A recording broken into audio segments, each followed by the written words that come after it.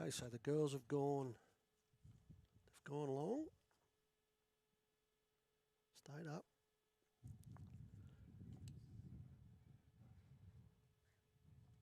So we're just going to have our guest commentator for a minute when we get this bit of equipment set up. I've got Ian Page from the Echuca Bowls Club who's just going to join me in 2 seconds as I welcome in Ian. Can't hear anything.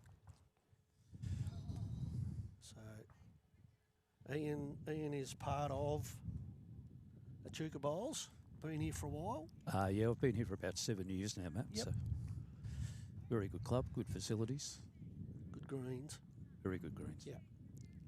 Yeah. So you're part of. I know that you've been successful. Some of your background. I probably started bowls too long ago, about 40 odd years. Started in Bendigo, had about 6 years at Kyneton, back to Bendigo. That was for work, and then down to Lakes Entrance for 6 years. Yep. And been back here for 12 or 13 now. So. And you've had a lot of success with your bowls. A little bit. I'm still looking forward to more, but just keep striving. Everyone does. Yeah. Yeah. So the competition that you play in here at Echuca is the Echuca Bowls. Have they got a team in Bendigo Campaspe, or is that only Moama?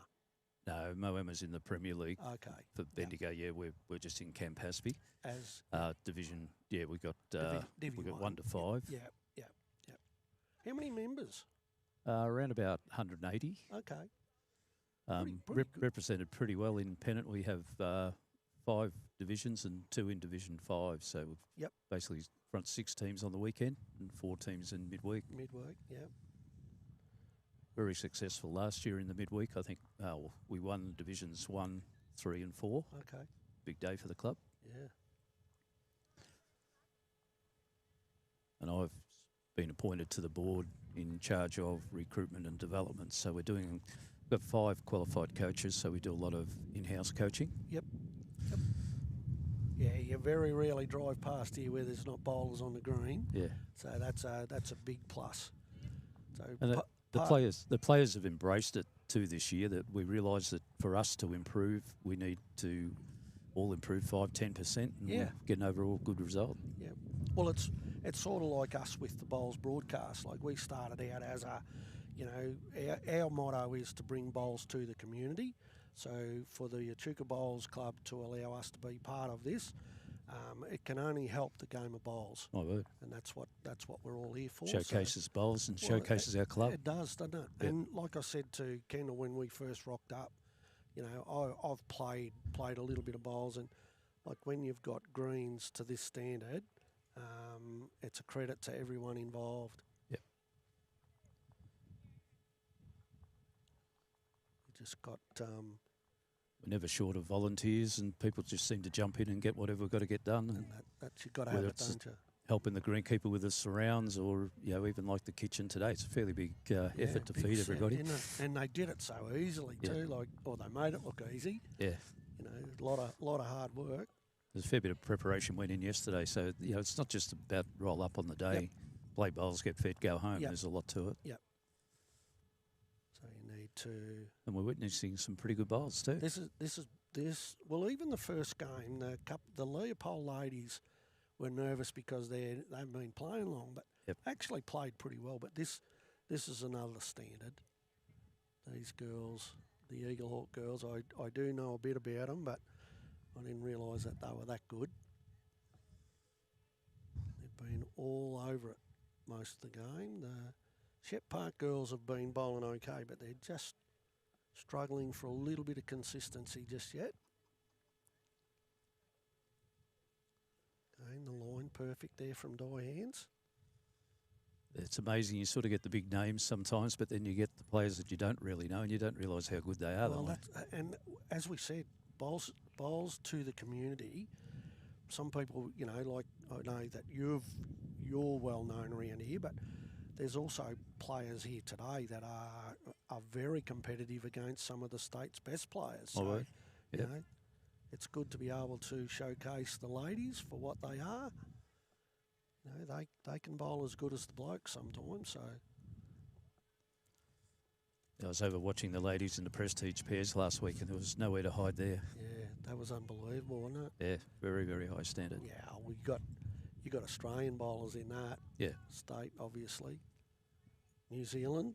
I've managed to fall into the bottom part of the men's Prestige pairs with Philip Thorn's prickle. So righto.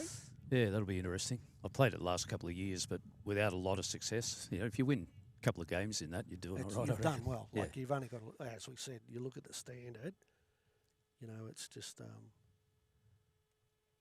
they've got this surrounded, but no one wants to go near it yet.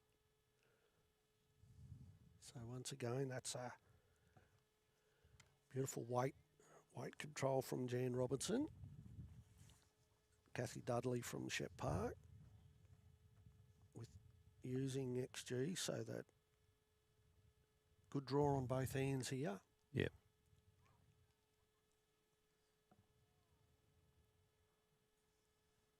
Haven't been playing a lot of longer ends. It's been predominantly 2/3. The way that Jan started off, I thought, oh, she was unbelievable. She never had a bowl outside a foot for about the first 8 bowls, I reckon.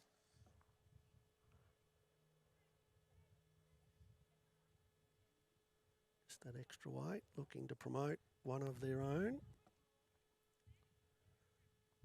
So probably a close measure between the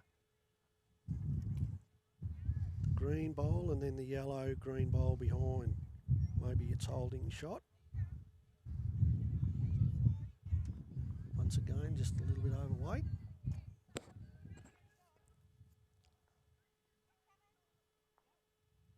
So your pennant season starts 4th of October. 4th, yeah. Yep. So a lot of them do start in the first week. I know that all our regions start on the 11th. That's up in Murray Valley and then also Northern District. We're pretty keen to get off to a good start this year because we're first time we're running a relegation system. Oh, righto. Yeah. So Is that in all grades? They want to have 8 teams in every grade at the end of the year, so that it's and then it will be a relegation and promotion. Up and down, yep. But Kyabram have come in this year, so that gives us 9 in Division 1. Okay.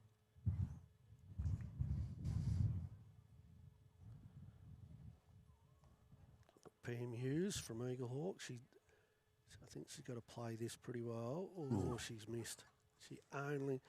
So the idea of what they're trying to do, they've got the 2 blues and the 2 greens both sitting on the, it's backhand side for the girls. They just need to promote any one of those 3 on that side. Where the Shep Park girls, looks like they possibly hole shot with the back bowl. There's no gaps in bowls though, is there, mate?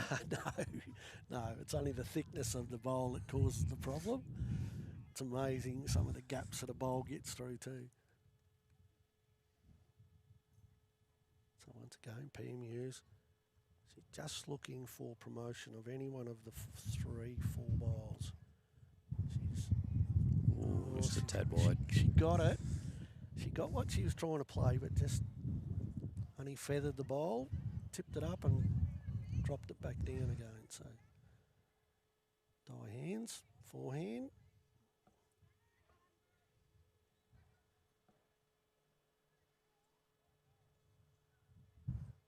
The girls have all had an issue, not an issue, but coming back especially back to the clubhouse on these longer ends, they've struggled with the weight control. But when they play the 2/3, it seems to be that it just draws maybe a little bit. So as we said, we thought the back bowl. I think it's always amazing here too. The clubhouse does block a lot of wind. Yep.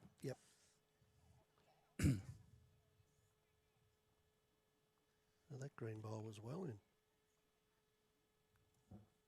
Didn't look that far away. That's another one to the Eaglehawk ladies. Really marching along. Are they? It's close to 15-0. And the Shep Park girls haven't bowled that bad. It's just that the other 2 have just been ultra consistent. as I said before, when I was looking at their resumes, when you look at a player that started 6 years ago and she's already a 3-time club champion. She's won Champion of Champions in 2022 as a they don't give those away. No. And then she's been regional winner for state triples, including with Jan and Kay Rowe. And Jan, obviously, well, I've heard a lot about Jan. 5 times club champion, winner of the 60 and over singles in 2015, winner of the state triples with Pam and Kay in 2024, and won state pairs in 2015. So, yeah, say no more. No. Diane's a very credentialed bowler too, isn't she? Yeah. Like I said, they haven't really bowled that bad. It's just that sometimes when you're playing these type of players, you've got to have a fair bit of luck too. But Jan's just been relentless with her leading. The start she's given again. Another good starter. First 3 or 4 ends, she never had a bowl outside that. Very, very accomplished.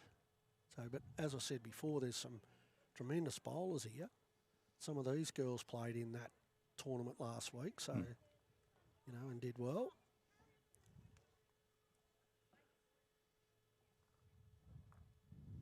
Yep, another good bowl. Lovely Great reply. bowl, yep. Jan just acknowledging how good a bowl it was.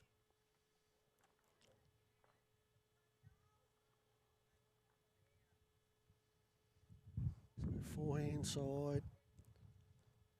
Doesn't need to change too much. She's got a lovely delivery. Hasn't she? Not too much goes wrong.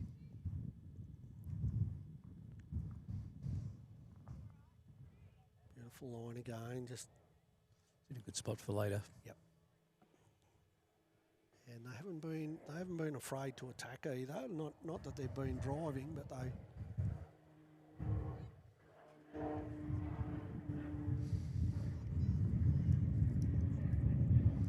Yeah, another good ball. Beautiful weight. Yep. Yeah, so there's been your major. What would be your major tournaments that you have here at Echuca Bowls Club? The Spires, which is about 4 weeks ago. Yeah. And probably this one for the ladies. The ladies. Yep.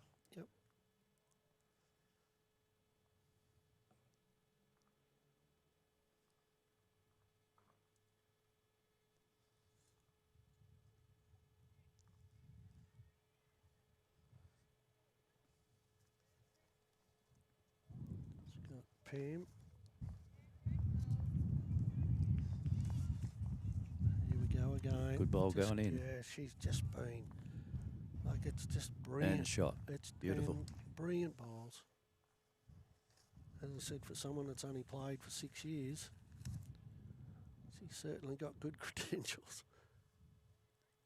This is when it's good to be here watching and not playing against them. Yes, yeah. That's sort of what Di's had to contend with a little bit. That one's just a little bit loose, but she's generally gives it a really good chance.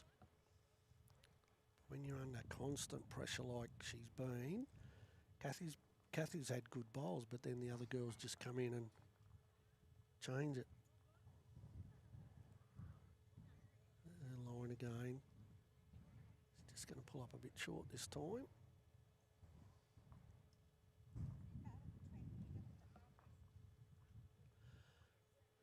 May make Di change her hand. She might have to come back hand.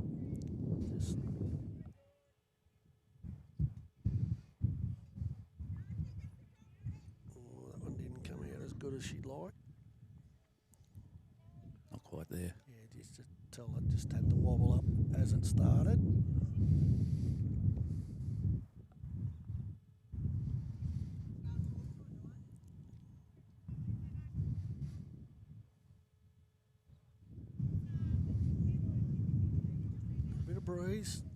breeze coming across the green there. Yeah, we started off this morning with no wind at all. It's Brilliant, beautiful. wasn't it? Yeah.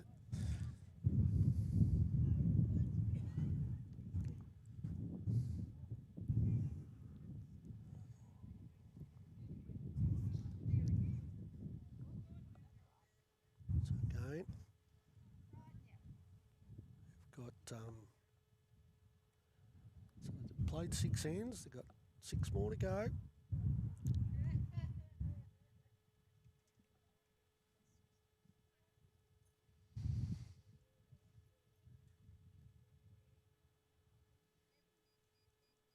Just again, that beautiful technique. Very close. She's just got that. That's what she's done pretty well all day. Actually, it's not a bad spot.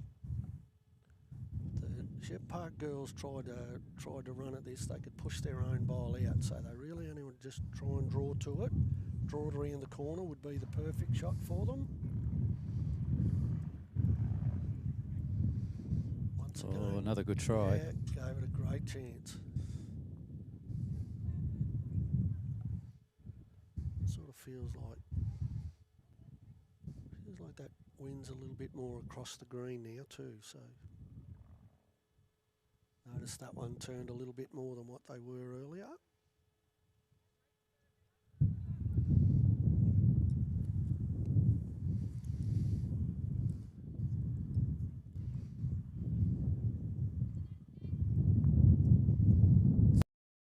As the wind really blows in from behind us.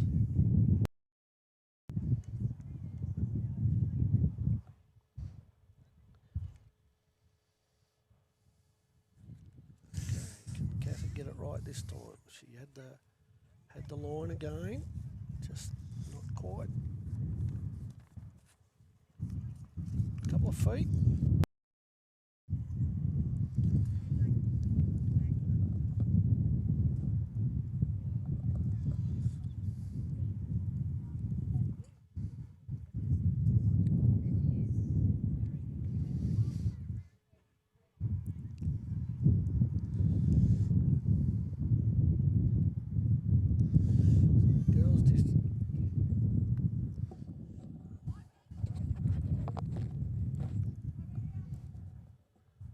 Just discussing whether they've already got the back bowl, so they really don't need.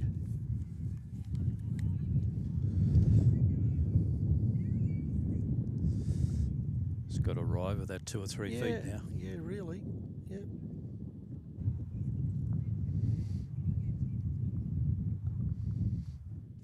They think if that bowl could get hit from the forehand side, it's going to go out to where Jan's standing. So. Better wait. Just going to go through. That's not a bad spot though. Yeah, lovely home. Really good spot. Right in the catching pen. Now they can't really run at that because if they push their own bowl out, they could be four down.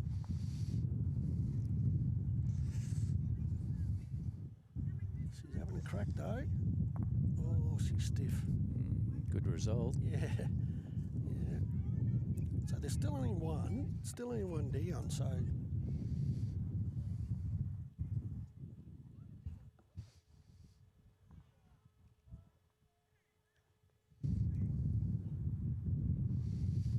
played this pretty well. Just got to sit the ball. Oh, another good home though. Taken away the little bit of an advantage that Di could have if she could trail that kitty back a little bit.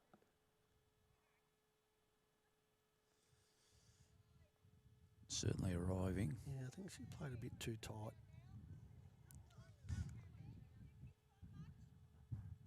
She had good weight for the shot too. Yeah. Unfortunately, still one down. They just can't get off that score.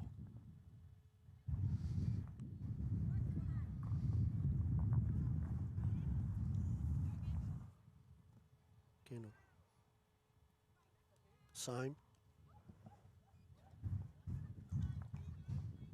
So there Eagle Hawk girls have got a fairly commanding lead at the moment. Girls have just got to get off the mark and then they'll be okay. Be interesting if they win it in to see what they do with the mat. And sometimes that, as you know, that can make a big difference. Just got to find somewhere they don't like. Because at the moment it's just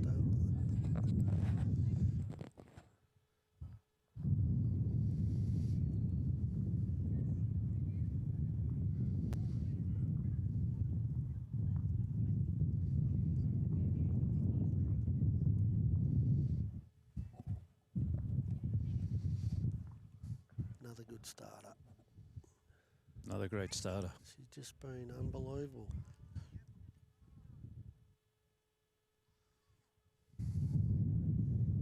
Has got a bit of room there to draw the shot. Forehand side.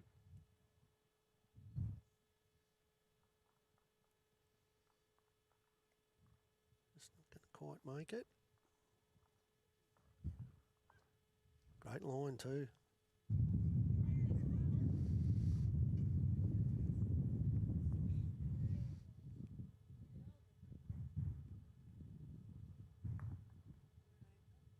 Backhand side. Draw weight.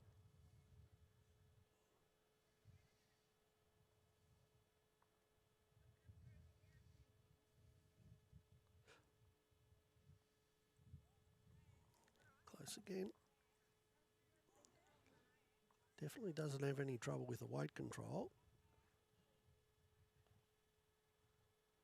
A little bit of cross breeze sometimes can just hold that ball out a little bit. A little bit more on this. Yep. And a draw back to the line, but she's just a little bit through.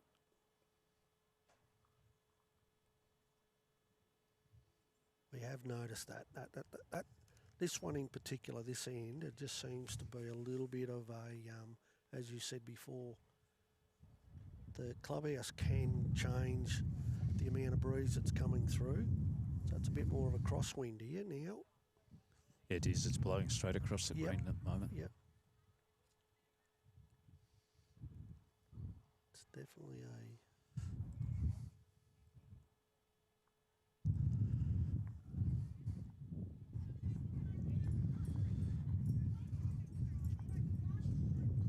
Pam Hughes from Eagle Hawk.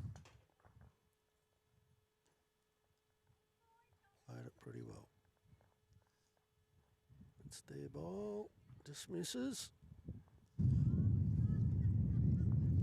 Perfect line again.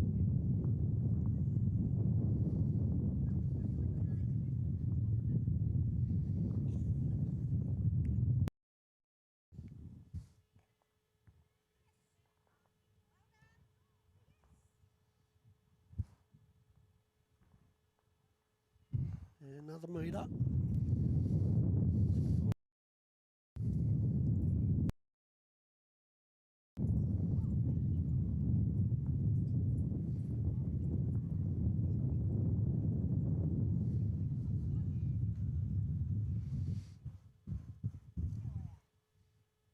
No, that's the one we're talking about. It just...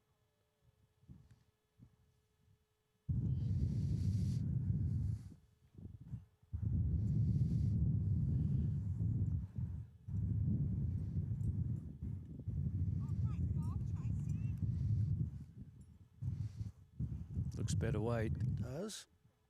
Just going to miss that one. Oh, lovely little slide. Oh.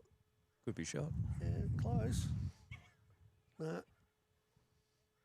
Just rolled just a tad too far. Great bowl though.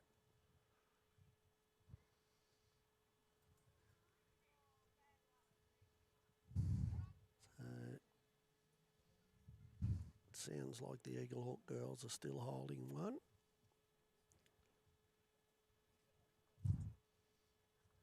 So both girls now got their own bowls to just promote, push up.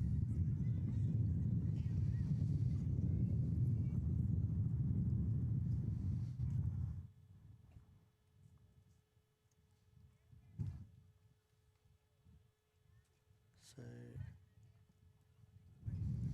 Jan backhand side.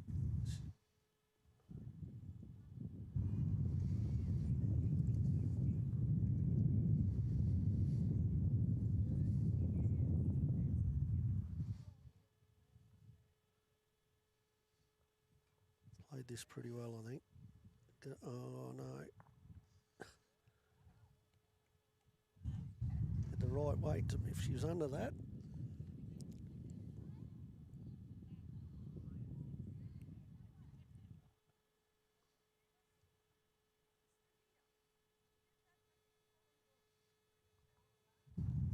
So forehand sides, the call from the skip. Chance to promote her own. Yeah, and it's nearly on the running surface too, so any contact helps. She's just around it. Looks good weight. Yeah, she's played it pretty well. Played this really well. There we go. Oh, what a ball. Now they're right.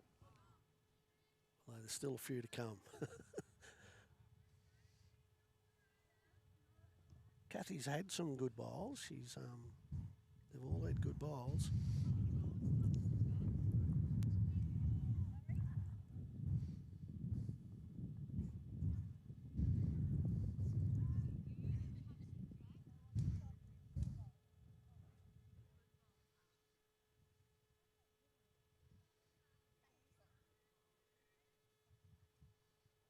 There's the little bit of a overcorrection.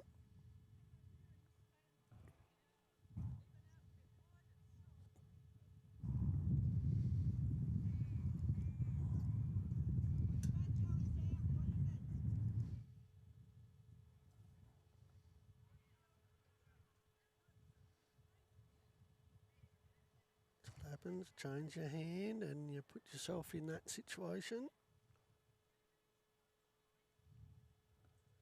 So again, as we said, we're here for the Joyce Thorn Memorial Classic Pairs.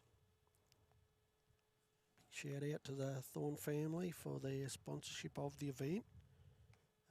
It's crossover pairs where the girls will play 3 games today. This is the second game.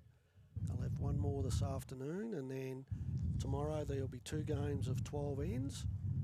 And after that, there'll be 8 sectional winners that will then go on to play off in the sectional play, where they'll play out 3 ends for each of those section wins.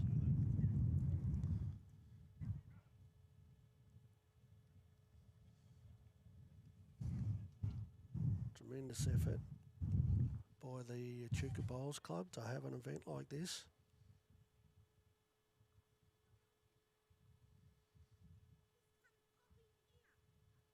Great line again.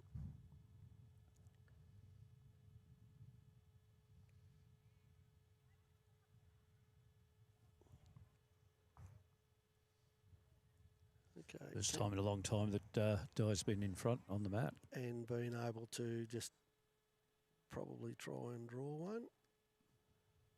Though she may be covering, she might be covering the back too, so we'll give her the credit for that one.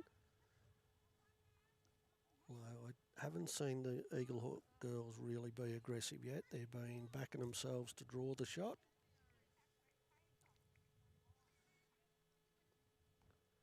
One's a bit tied up. Right, so the girls...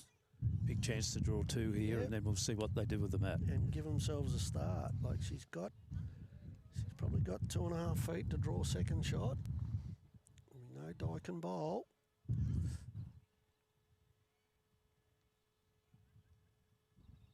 She's just got to get past that, but she doesn't. Just the wrong side. Anyway, they're on the board. So they'll be happy with that one. It's one of the Shep Park girls.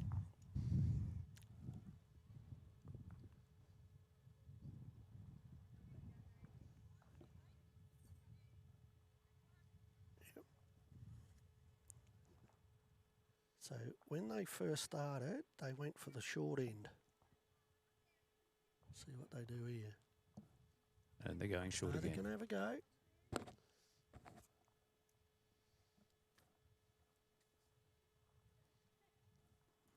Got to try something. That's it. You're just playing to your opposition's advantage. Try and find something that just breaks their pattern a little bit.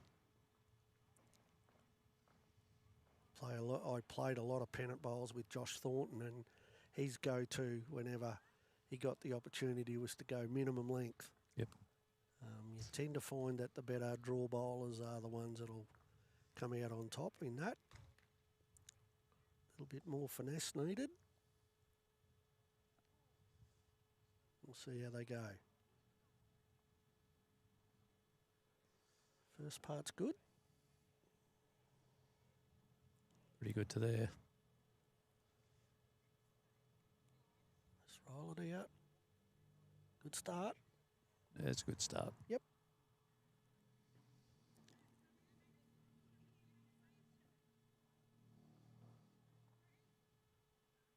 I think the calibre bowler of the Eagle Hawk girls, though, at all.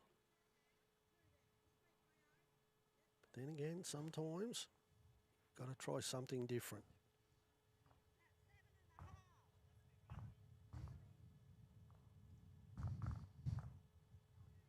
And yeah, can Kathy put a bit of pressure on?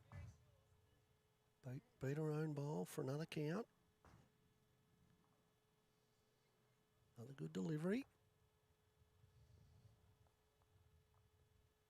Looks good weight again. That's better. Yeah, very good. That's great bowling. Beautiful. Great stuff. So they've been under a fair bit of pressure and they've withstood it.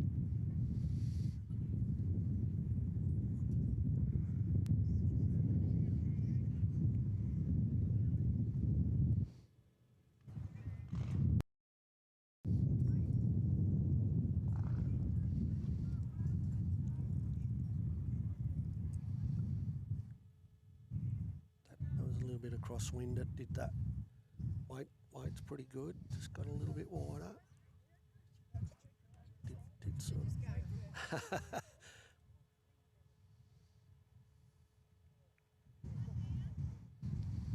Do you think this backhand side for the girls is the kind of hand? Got a beautiful draw on both sides, but this hand seems to be the.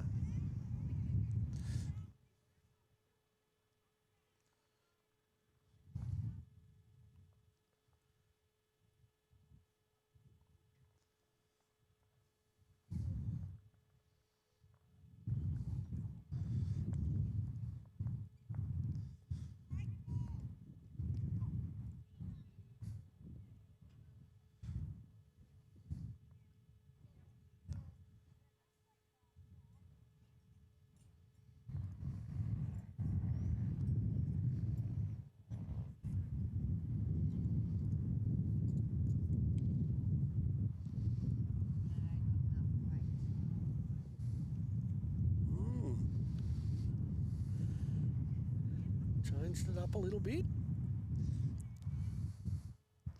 And the pressure builds. Yeah, it does.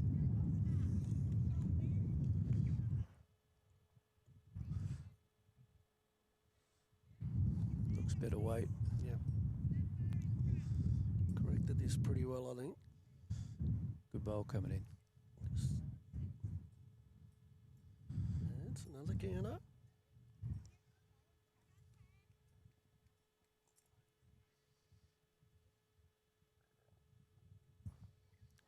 Pam backhand side.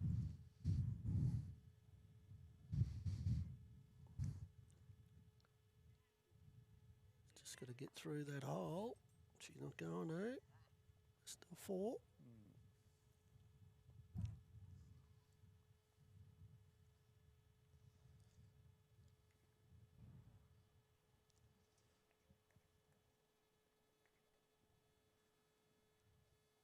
So definitely advantage to the Shep Park girls at the moment. Kathy can just play similar bowls to what she's played. Notice the last few she's got her delivery back. A nice delivery.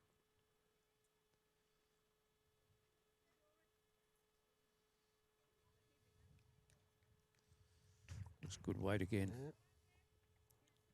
That's 4. That's consistent play. Just And fills the hole. yeah, really good. Leave a little gap there if they want to play at it. Right.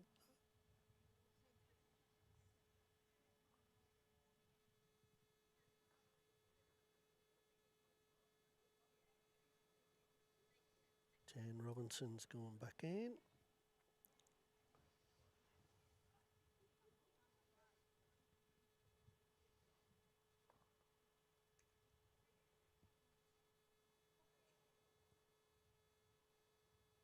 Might have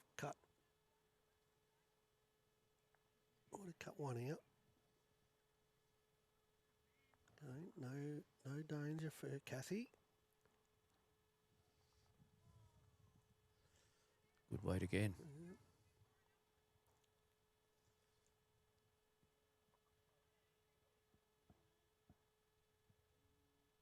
Yeah, that's got to be close. Just the angle we're on here, sometimes it doesn't give you a clear indication.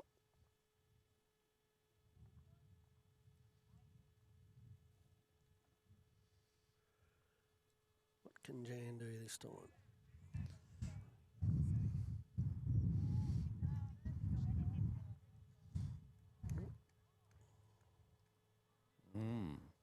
As we said before, though, that's the change in length. Girls had to try something. So far, it's working.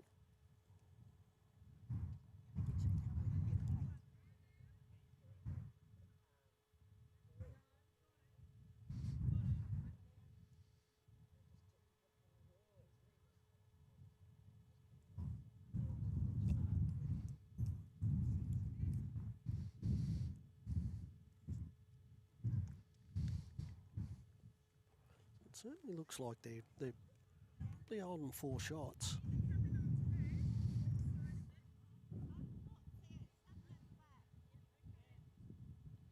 No real harm for die hands on the forehand side.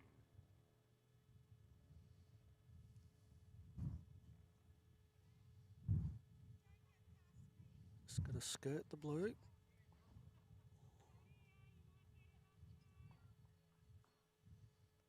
Another one in the cluster.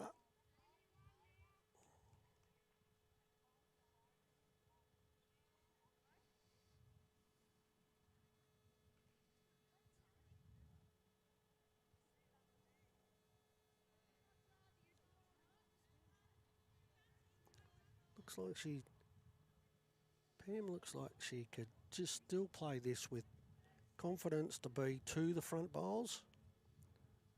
Don't want to get wide, which she just yelled out. I think the weight part of it's all right, but she needs to make contact with one of the front bowls, so otherwise she's just got a dead draw. Whereas Di, as long as she doesn't touch the front blue bowl, any contact on her own, just giving them another one. She's not far away. Another one in there. Oh, I think that's a counter too. So that's 1, 2, 3, 4. Could be 5.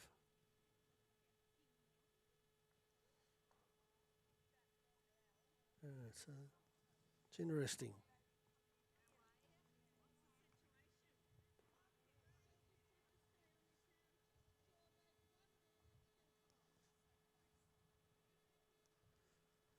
So Pam's on forehand side. I think she's electing to play with a little bit of weight. Line's okay. That's their bowl. Oh, And fortune favours the brave. real game. Great. But you arrive with weight and good things happen. Well, I think that's what she had to play. I thought it was a good bowl. Yeah. 1 to Eagle Hawk. The girls will be disappointed with that, but that's a sign of a really. Well, the pressure was on. Yep. Really, any contact with any of those bowls on that side of that weight was the right bowl.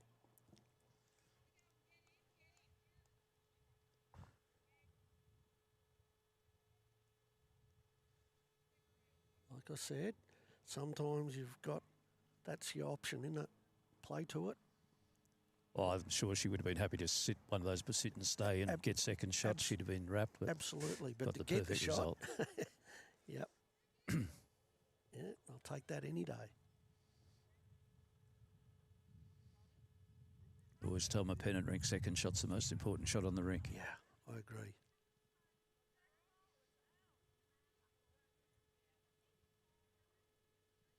Yeah.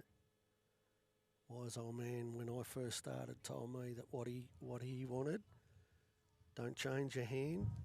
If they've got shot, they've already got it. Get second shot for me. So it's exactly what you're saying. Get your second shot, and then you can do anything after that.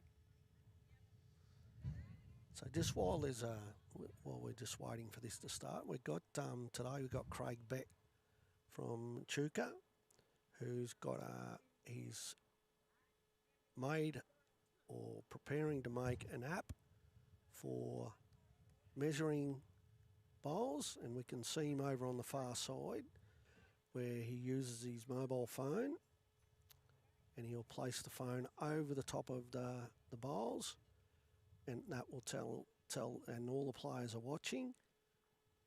And when he presses the button, it'll actually show. It'll show which is shot bowl, and then which is the others. So, who's got shot is what it's called. That's his app. We saw him. He gave us an indication of that over when we did the Moolameen tournament a few weeks back. Something that he's working very hard to. Yeah, good bowl here again. Yep. So he'll stand over the bowls, and then it'll signal to who's got shot. So now the girls will just measure,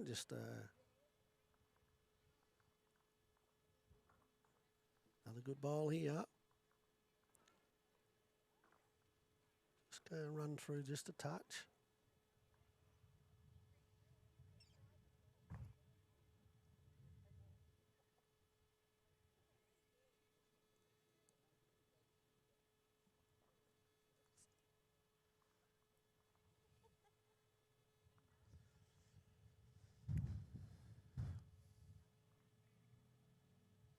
Still that little slight breeze, but it's not that much.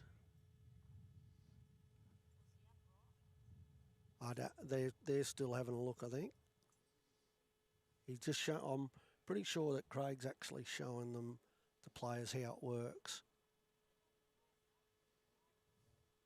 So he'll just stand above it, use the phone to actually just press the button, and it'll show where the great bowl there again.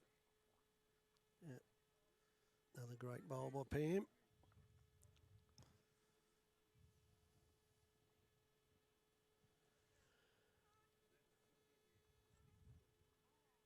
the girls are very happy that it's worked for them.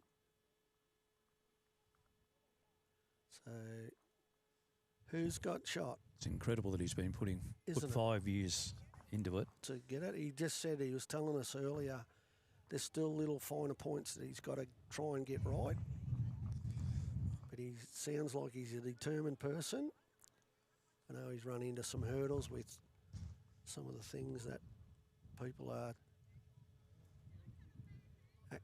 not happy with. But anything that actually helps. As he said before, one of the biggest advantages of using that mobile app for measuring is people that can't bend. Yeah. So anything that improves our game, surely everyone's got to get around it a little bit. Who's got the shot? That's the app that you look for. You go onto his website, and it's got a descriptive of how to set it up. Still not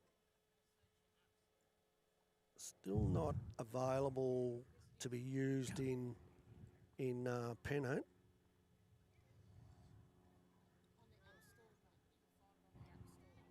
on the App Store.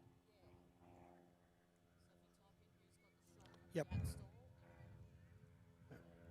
So as we said, it's not available to be used at Pennant as of yet, but through World Bowls, they're working on that. They're working on all the little technology issues that may come up.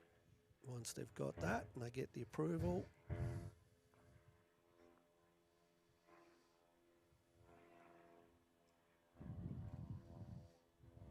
so Ian, do you do live scoring here at Echuca? Sorry? Live scoring? Live? No, I have done it in the over 60s. Carnival, we used live scoring. It's like anything. It's the first time that I'd done it. So, but by the like halfway through the first game, I had the hang of it, and it's quite easy. And I think that's we're reluctant for change sometimes, but change is always good. Well, I think. they're definitely going to change it. The biggest issue that we've got in our area, we've got phone service difficulties. That was the problem we experienced at Kahuna when we played the pairs. Absolutely. So that was one of the venues that we went to, and even just for being able to connect, you could connect, but you could lose it very easy. And with that live scoring, I get it. Like in the normal venues, it's great, but I still think there's a little bit of work to be done for the regional areas to be able to do it properly. So hopefully they get that part of it a little bit better. So it looks like Die's close to holding shot.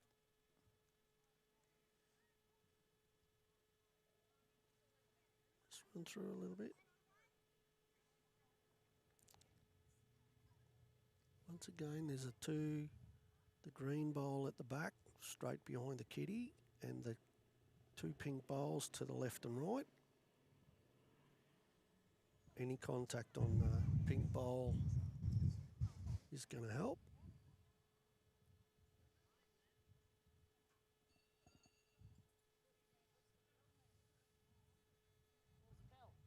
No, I think it's probably just been knocked.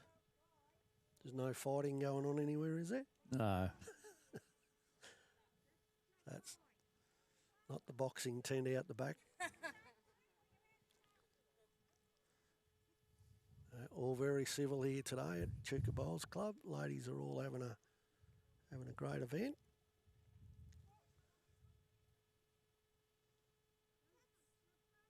Yeah, it's a tremendous thing when you get people from all over the state and interstate. Isn't it?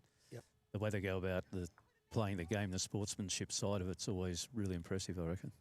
It's amazing too the amount of people that you meet, like from different areas, different ways of life. Good bowl going in here, I think. So you just got to sit that bowl. Played it beautiful. Close. Still measure though. Think Di Hands can play the backhand side onto her own bowl. It only needs to be rolled over.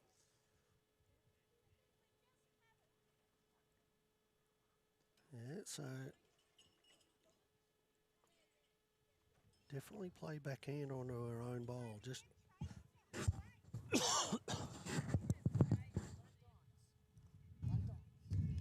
Some of these rinks are finishing up the back now for the second round. Yeah. Played this pretty well. She just got to sit it. Oh. So again.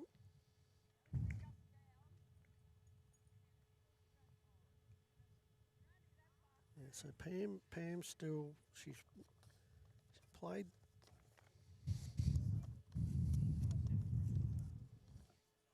Played the perfect bowl before, just a little bit unfortunate. Oh, she's got, that's their bowl. That shot. A little rub. When it goes for you.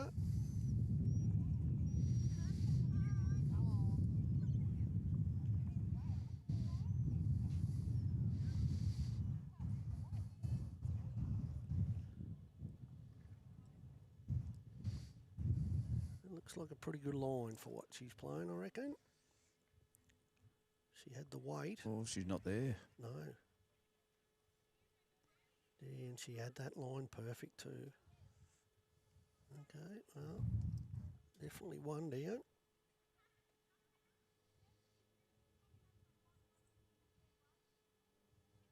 So one of the Eagle Hawk ladies takes them on to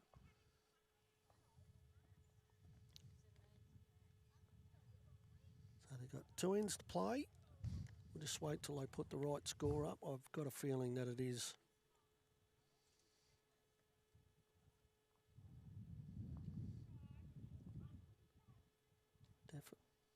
Definitely the 10 ends they've played. It is sectional too, so yeah, shots are important, aren't they? Yeah, absolutely. Well, I know Diane them won their first game. I didn't quite hear whether the others did, but this is a fairly convincing lead at the moment.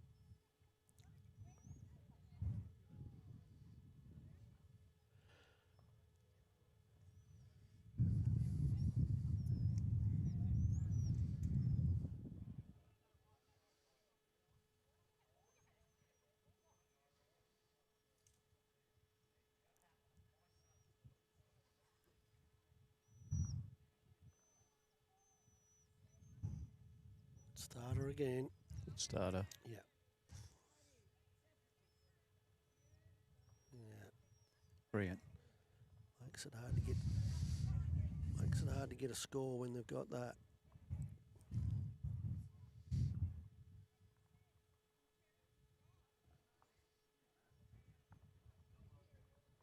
Yeah, backhand side.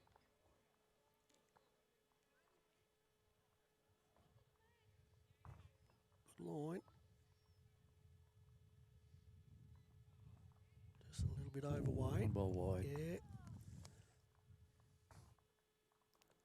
Probably could have just drawn that off, but that's all right. It's back bowl. Not wasted. Jad Robinson from Eagle Hawk, forehand side. Let's see if she can repeat the last bowl.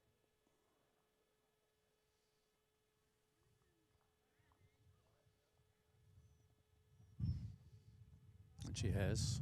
Yeah, she's just been able to do that at the right time too. Yeah. Quite often here the skipper say 1 on 1 behind. Good leading. This is a better bowl. Better weighted bowl. Yep. This is what I reckon she could have played the first one. Oh. Yeah, give herself a chance though. In the head though, second shot. Exactly. Yeah. And has the bowl behind too, so it gives them an option. Can play it with weight if they need to.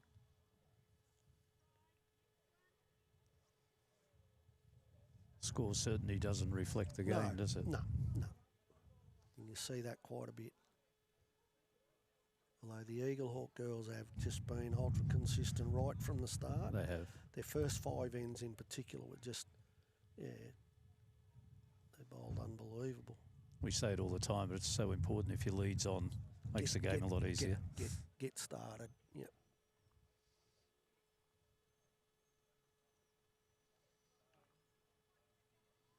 Especially when you got the calibre of bowlers that these two ladies are.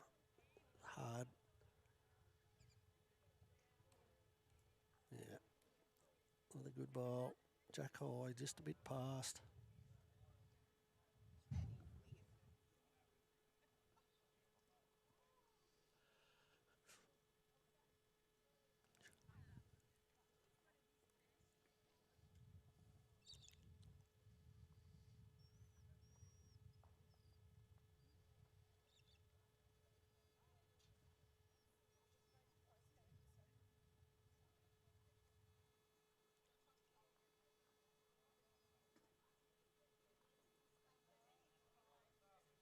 Hughes just looking to draw the ball.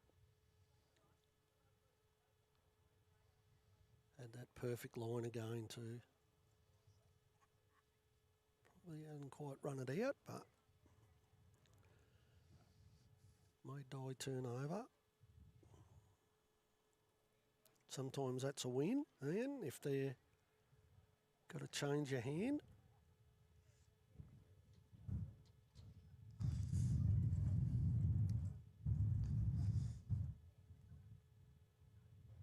So at the moment, the Eagle Hawk girls definitely got one shot.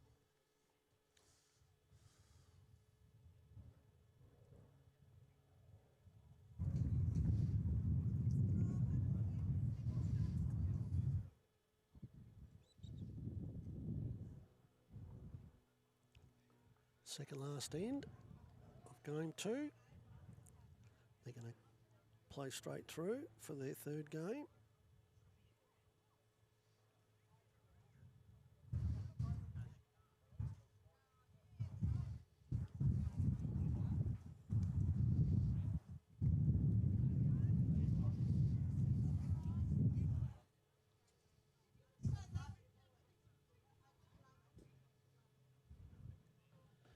Backhand side, got her own bowls to work with.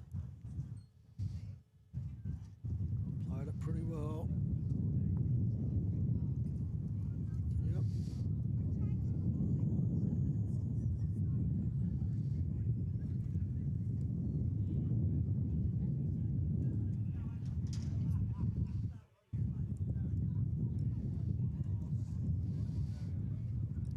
It's in the area. Yeah, it's a good bowl here.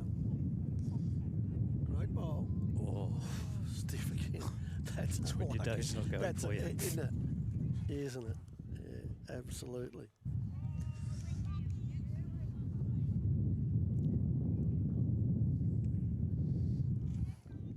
So does Jan just cover a little bit here? It's just a little bit wider and about 2 feet extra weight. Or is she just going to draw another one? Nice weight again. Happy to draw another one by the look of it. Oh, don't want to slice it. Yeah. Oh, bad luck.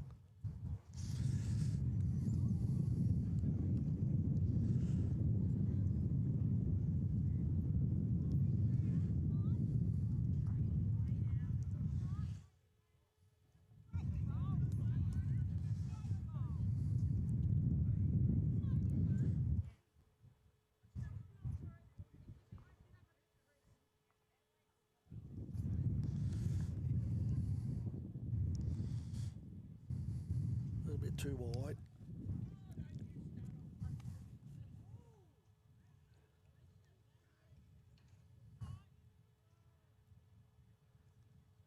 The skippers will go up and play their last couple for second last end.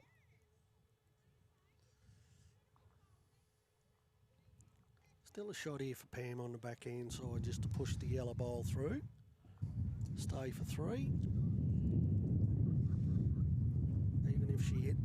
Even if she hits the front blue bowl, she can push the kitty back to their own bowl. That's right. So she's got a couple of different options.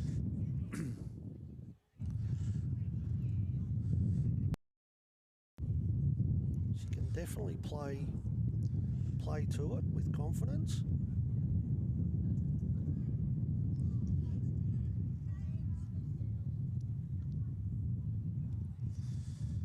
She has played it. She's given it a bit of a chance. What a ball. Oh. Tell you what, she's not far away. And down. What a ball. What a great ball. Wow, what do you do? Yeah, well,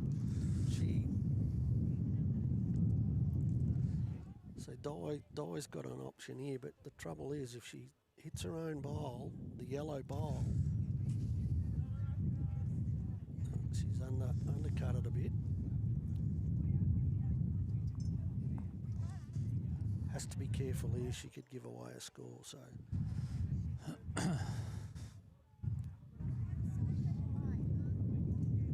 So, Jan just telling Pam that she can just play very similar ball. It's a little bit wider. Yeah. Get around it. It's no harm. She'd be very happy with that, I think. Absolutely. Well, that's just broken up 3 balls, so a bit harder to get it on that. Don't know whether she doesn't want to hit the front bowl here. She'll squeeze her own bowl out.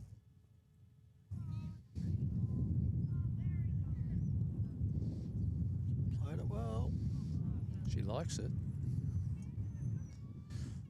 Just underneath. Bad luck. That was probably fortunate that she didn't hit that any harder too. Quite easily pushed the yellow bowl out. So one to the Eagle Hook girls. Last end. Last end.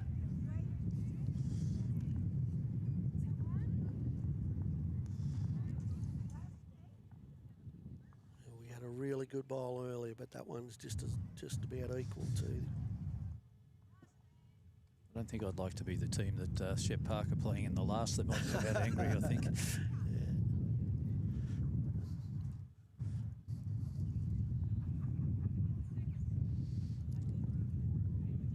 The Eagle Hook girls have been just a little bit more consistent. The Shep Park girls have bowled had some really good bowls. They've also had a little bit of bad luck, and I think you've got to have good luck in anything you're doing. Yeah, this leading exhibition's been something pretty special. Hasn't it? Yeah, I agree with that. Then when you've got a skipper that backs up like Pam has.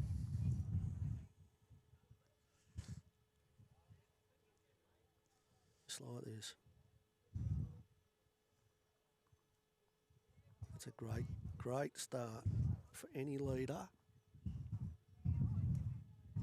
Anything within 18 inches, especially if you're behind the kitty, give yourself an opportunity. I think the best part about that is it gives your skipper a lot more opportunities. Reasonable weight as well. Yeah, she's not going down without a fight. Well done. Great effort.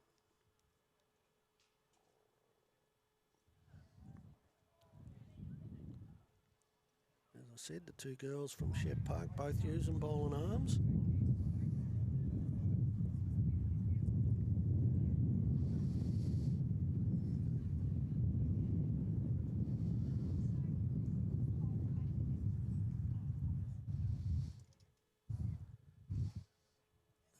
Little realignment. Kitty's been across the line. Yeah, another good bowl.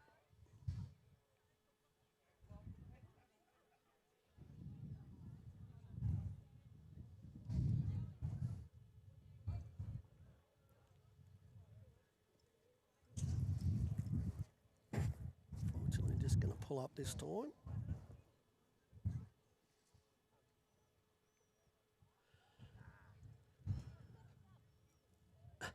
Skips will go and do their bit.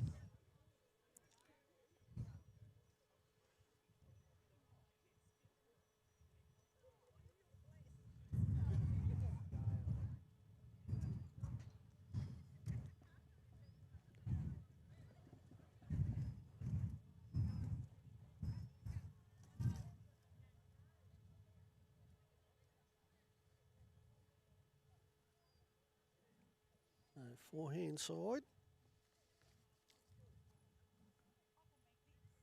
Pam Hughes. Got her own bowl to go to.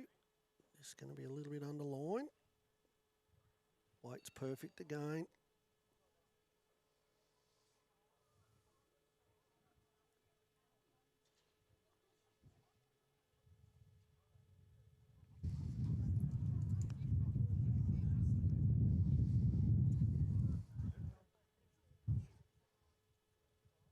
Good effort so far. Just going to sit that. Good bowl. Great bowl. Yep. Drops down. Might still be 1 down, but it's very close.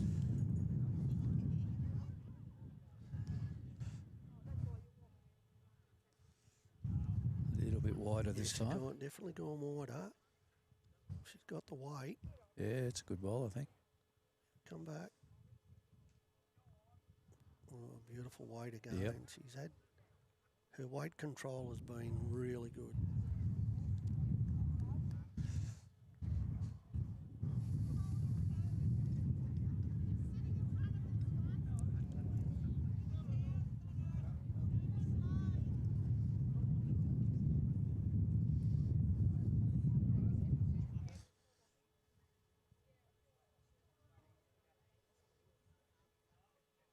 Going to run away, or has she got to sit the right side? Just unfortunate.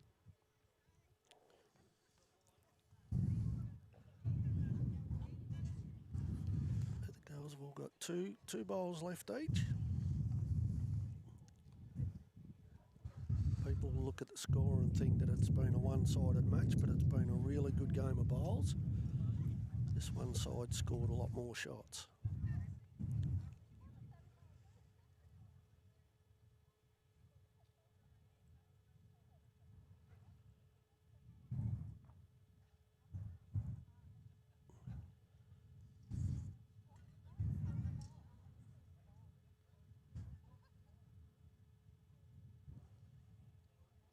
So Jan's just got her own bowl to promote, or she can just draw to the green bowl. It's out on that nice line again. Yeah, it's a beautiful line so far, although I think it's... Yeah, her bowl's probably a little bit tighter than the others. She's just taking that bit of extra grass.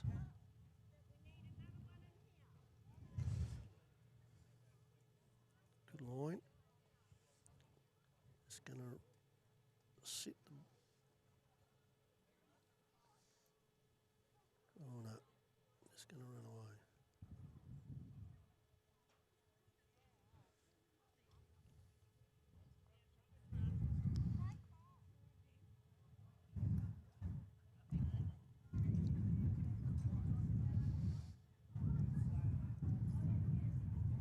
Beautiful delivery. That's as good as you'll see.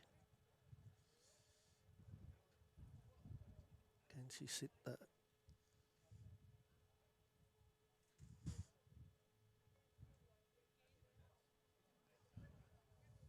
Good aim there though. No danger of going down a big score if the try shitty. A little bit wider this time. Yeah. Just a touch.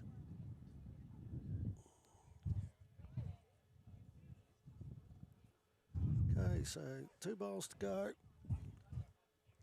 Both skippers will bowl their bowls. So Ian, thanks very much for stepping in there for a little while, helping us out. Really good. No worries. Thank you very much. We appreciate what's happening here at Echuca Bowls. Yeah, we're looking forward to a pretty successful year, so it'll be good. Yep. Yeah, no, we look forward to following all the events that go forth. there's a lot of events on. I'm bowling at Tokaball Tuesday, Wednesday next week. Righto. So Is that a classic? Masters 4s or something. Okay, righto. Yeah. Yep. So we've got Pam again. They're just cutting out a little bit here. Once again, weight's brilliant. Yeah, she's been all over it with weight control. So Di's got an opportunity. So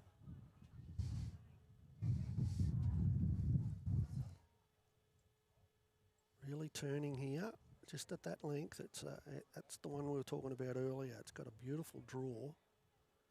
And that's probably dropped out. So the Eagle Hawk girls look like they're still holding one.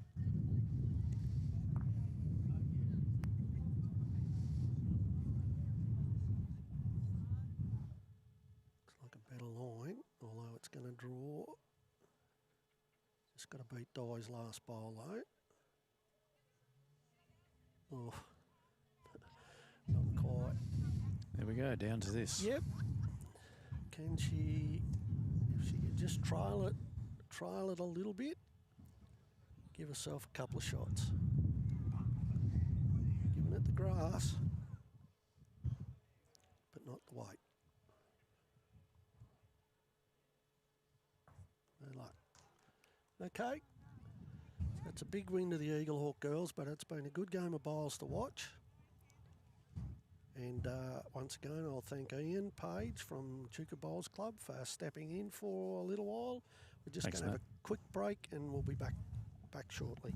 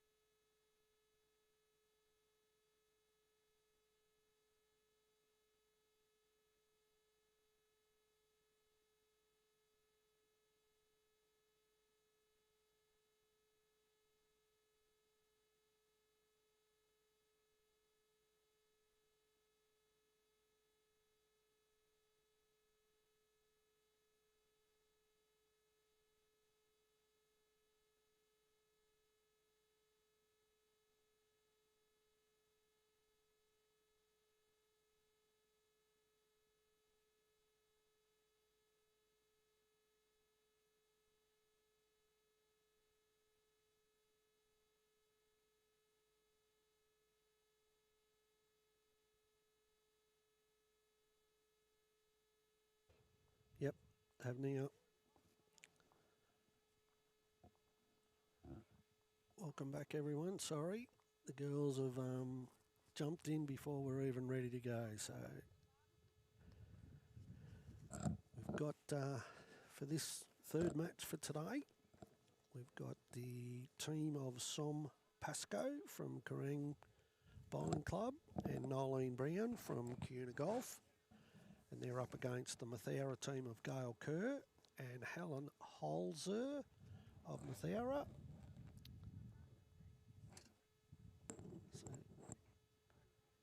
So Gail is leading and Helen is the skip.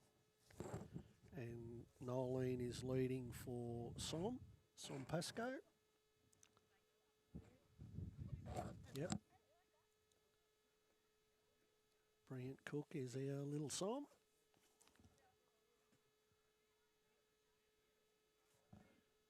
So this is the third game, obviously, for today, and then there's 2 more games tomorrow where we'll have, as she runs through, nearly pushed it over far enough, not quite. So still 1 to the Mathera team as Helen comes up.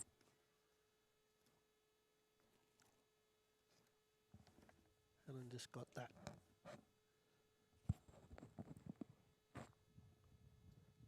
Her own bowl on the way in. He's going to run past. That's not a bad home all the same.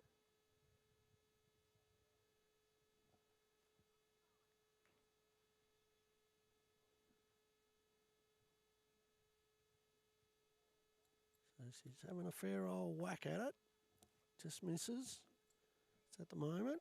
Mathera holding 1 shot. Gail's bowl, Tiger bowls.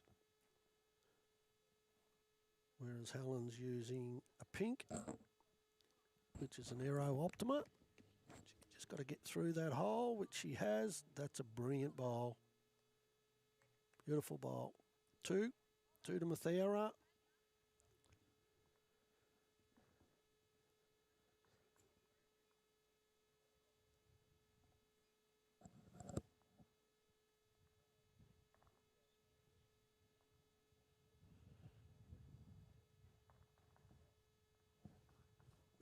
Just witnessed a very good game of bowls with girls from Eaglehawk up against Shep Park.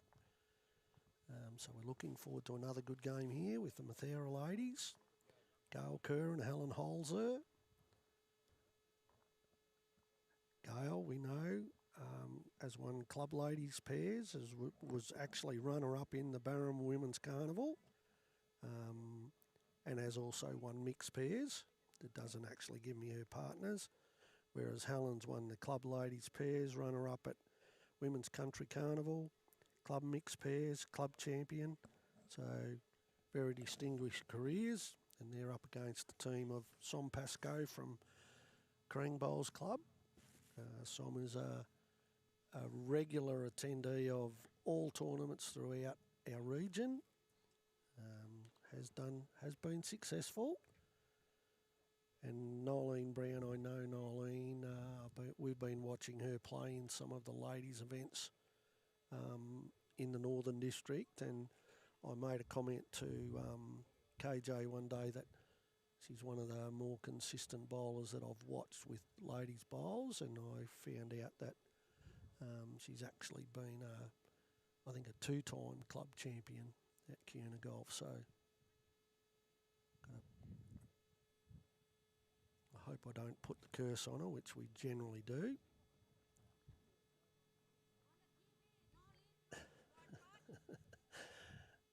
But as I said, it happens. It's only second hand.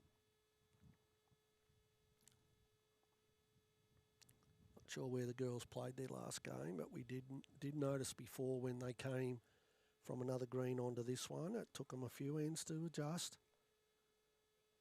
Not sure that it's that much difference, but could be that it's just a little bit, the wind is a little bit more protected. So the clubhouse, especially going back this way, generally see a pretty a 2 to 1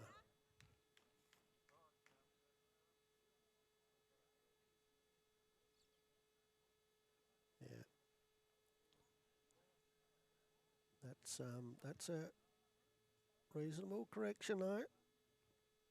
All she needs to do.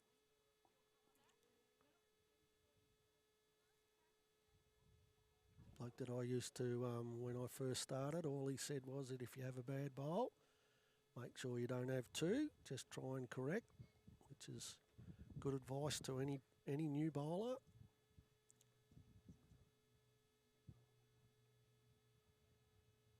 As I said before, this is a beautiful complex here at Echuca Bowls Club. Great, another great bowl here. Just going to run through, but gave it a chance. Yeah, probably 2 feet.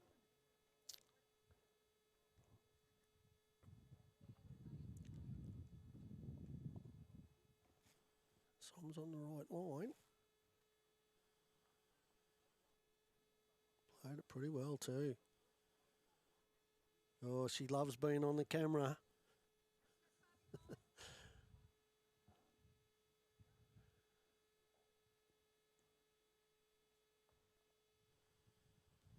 Little pocket dynamo from Kerrang Bowls, sorry.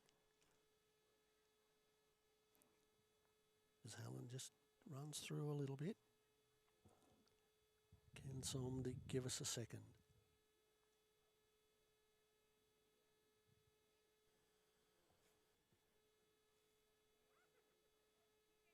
Oh, another great bowl. Oh, she's on fire. Maybe not quite far enough to be 2, but first one was very good.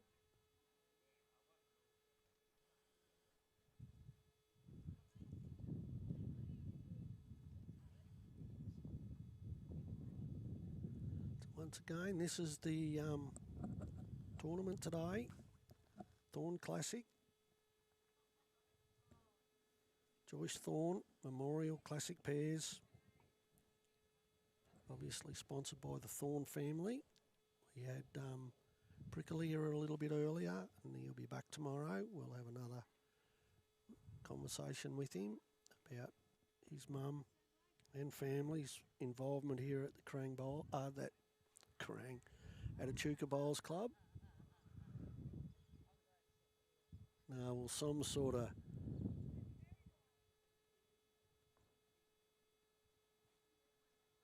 better bowl here from Nolene. Really good bowl. That's the Nolene that we've been watching. Yeah, so this is obviously the girls have played 3 games today, 3 games of 12 ends with the crossover pairs. So for those people who don't understand the game, the lead has their first 2 bowls. The skip then has 2.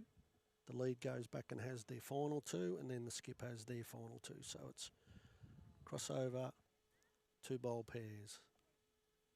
So Nolene Brown just looking for a little bit of contact. She's played it beautiful. Perfect bowl. Brilliant.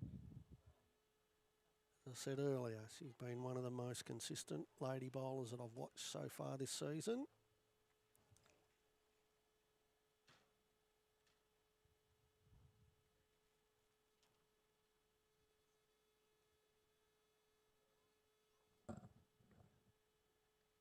So with the event, we now, after today's game, after 3 games, they'll have 2 games left tomorrow.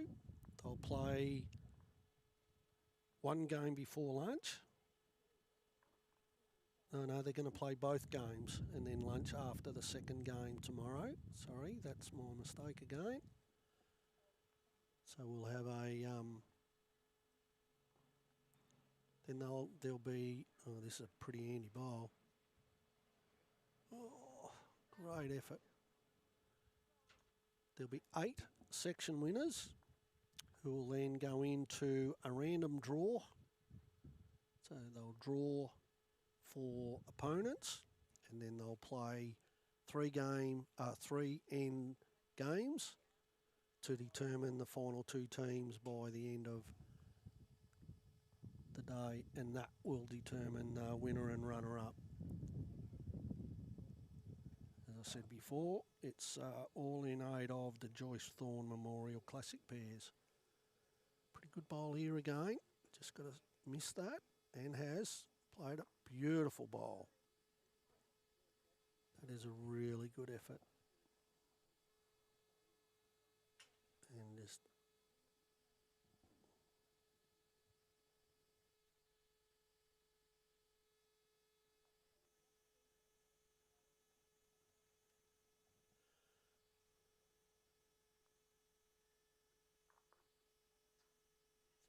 looks like one to the combo side, Northern District teams, Karang Bowls Club and the Kiuna Golf Bowls Club ladies up against the two girls from Mathera.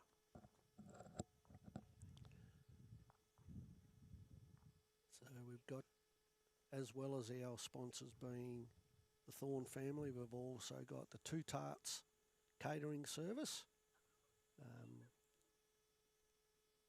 Be able to find out a lot more details about their catering and the catering opportunities. We've also got the Bowls Tragics, 4 ladies from the area who are known as the Bowls Tragics. They've also been part of the sponsorship to be able to bring this event to you today. We've got, as well as that, we've got AM Sportswear. AM Sportswear is a Bowls Australia licensed manufacturer. They provide your Bowls Club with all your Bowls apparel needs on and off the green. AM Sportswear can complete all of the designing and production process that's required. They have a showroom in Melbourne and the art design team that will help you design and choose the right garment for your club. So that's great for the AM Sportswear to actually come on board here at Club Barham, being a club Echuca. Jeez, I'll get it right in a minute, sorry.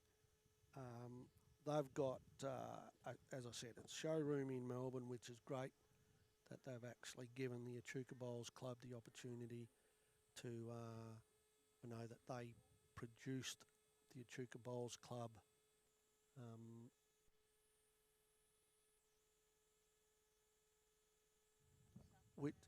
which is, very fortunate to have their support. So along with those, we've also got the, just quickly,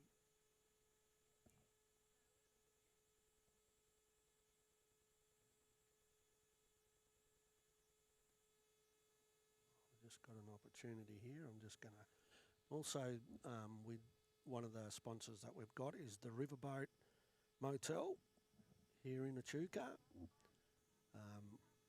Great to have them on board as sponsors. They didn't know much about the bowling game, but when we booked in there last night, we stay there again tonight.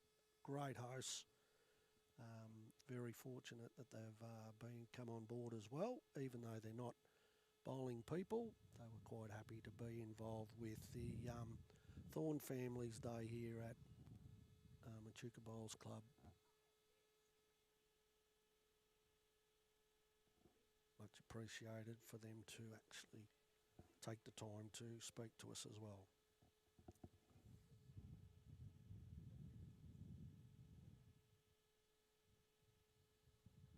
Helen's played a ripper bowl here. That's a beautiful bowl.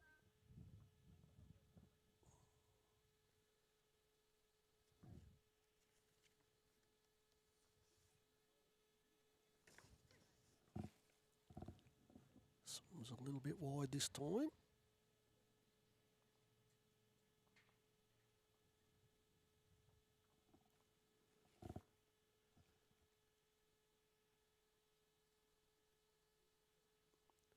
Helen once again, backhand side. Doesn't need to change too much. Probably just going to fall a little bit short this time. So it's still Still one. One shot to Mathera.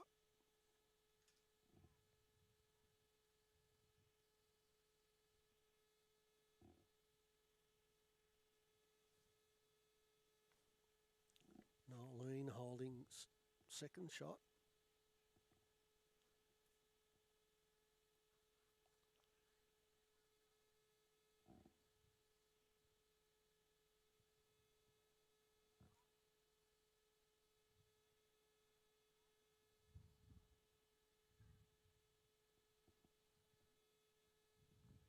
Just needs to be around the...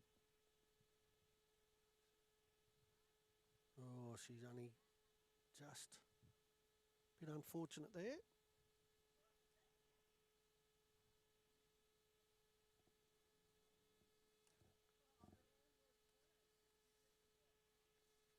Go Kerr from Mathera with the Tiger Bowls.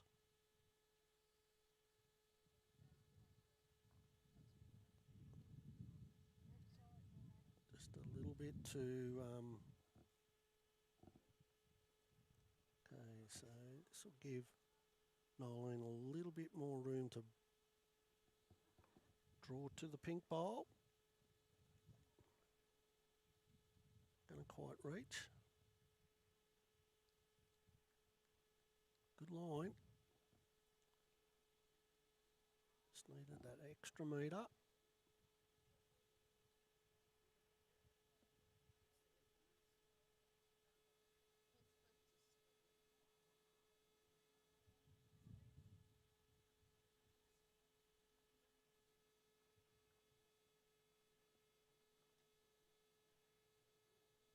Once again, had the line right. Really good line.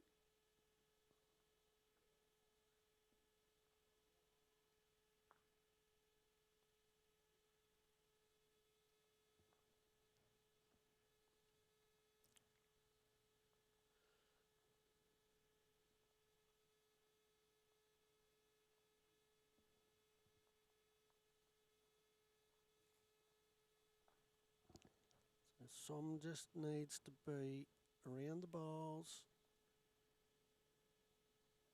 Just a little bit overweight. She's overweight for her line, or she needs to just narrow and go a little bit quicker, direct at the bowl. Any contact now, they've got 4 back bowls. So we'll see what Helen does, whether she just tries to draw another one or she just plays to finish.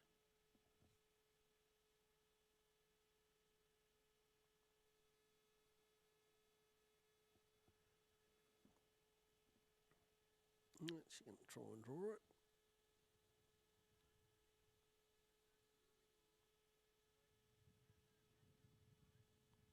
I don't know whether she's quite gone far enough to be another counter. Might be close. Som will be looking for this shot bowl now. Any contact? And she nearly got it too. Back to 1. And got about 18 inches to draw a second shot. It should be a little bit too wide for what she's trying to do.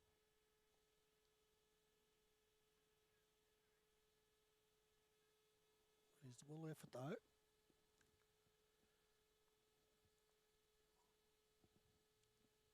Yep.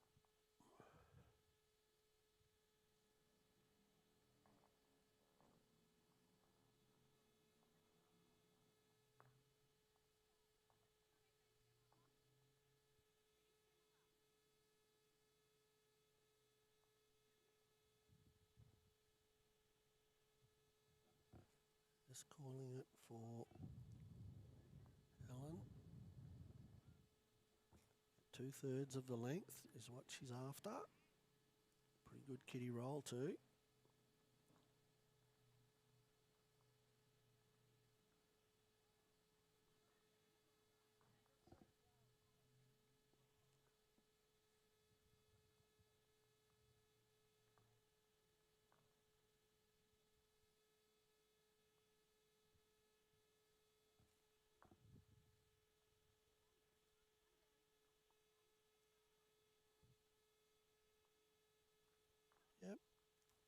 Reasonable.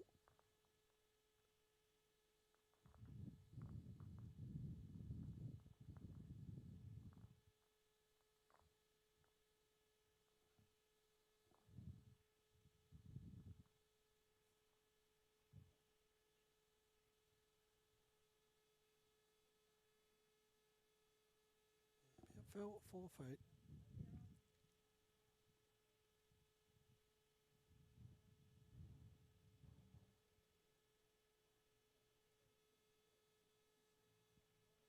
Heading back into a little bit of a breeze now. Still another good effort. Couple of feet again.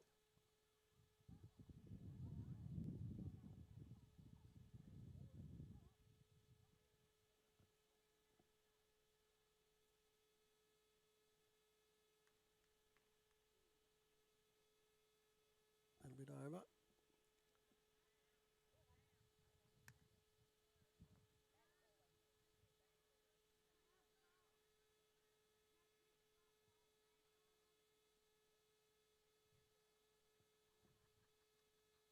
So once again, been a fairly good day here at Echuca Bowls Club. We started off with absolutely perfect conditions this morning. It's coming a little bit overcast, but doesn't look like rain, which we're happy.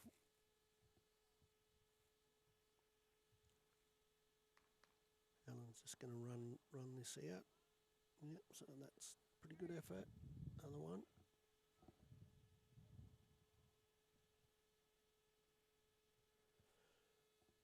Someone's looking for a bit of Nolene's bowl. Oh, just misses.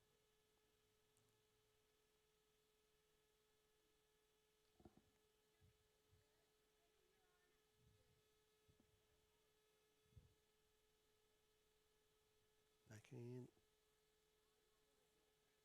Played this. This is smart. She's actually played to cover the back bowls, as Gail's just acknowledged.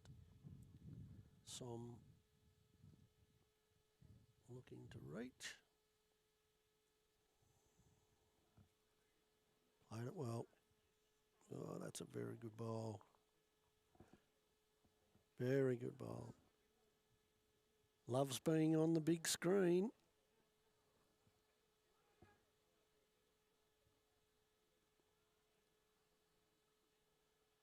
Very quiet today is our song. She was telling us when she rocked up this morning that she was a bit nervous. She does bowl pretty well.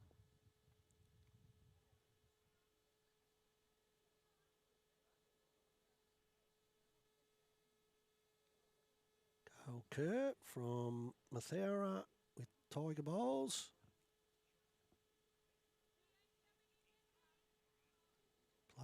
Played it well. Great bowl. Possibly turned it to 2.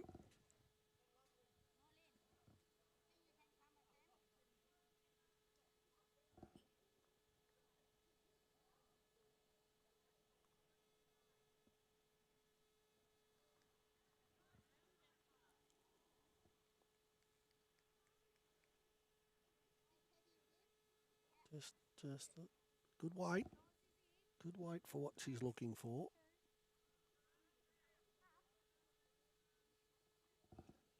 Gail just asking Helen if she was still holding the shot. They got 2.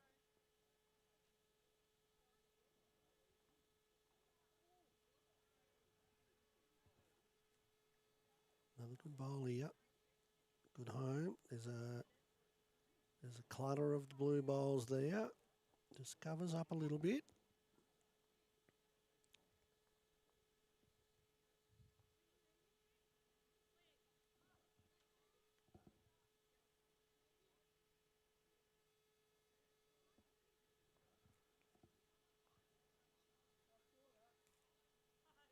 Not quite going to reach that one.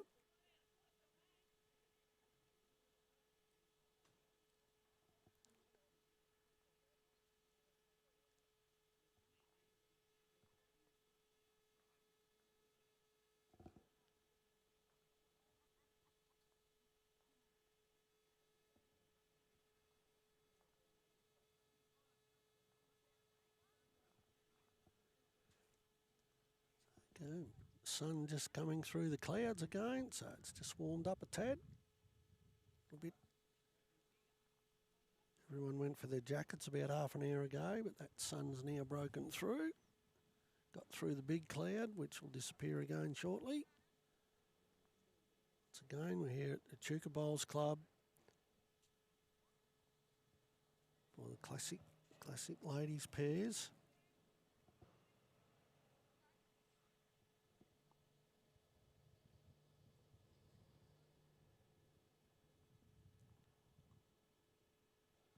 Okay, so I was looking for one of those, their own bowls to run into. Or, oh, she's just missed again. Very close.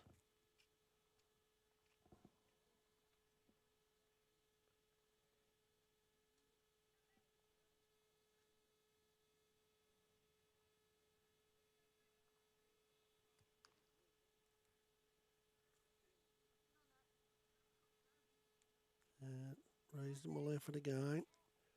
They're still holding a couple. Can Som just find that little gap there?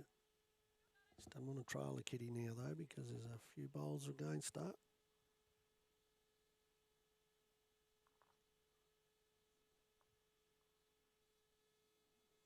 Still think it might be two.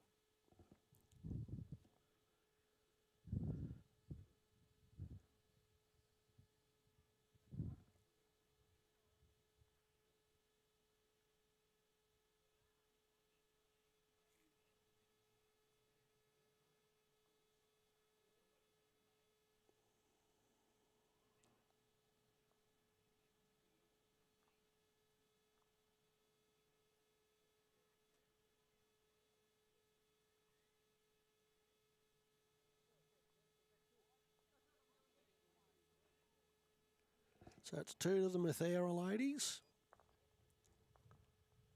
Just wait for the girls to put the score up. That's 4 ends.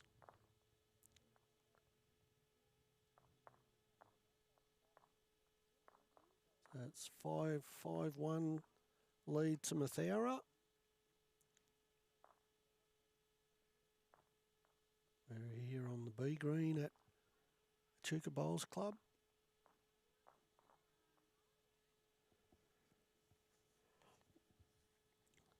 Once again, we've been very fortunate to have the sponsors being the Riverboat Motel here in Echuca. The Thorn family obviously are the main sponsors. We've got Two Tarts Catering, which is the girls are actually playing here today. We've got the Bowls Tragics, which is the 4 ladies from the Echuca Bowls Club. And then we've got Who's Got the Shot, which is a new bowls app for being able to measure a shot of the head.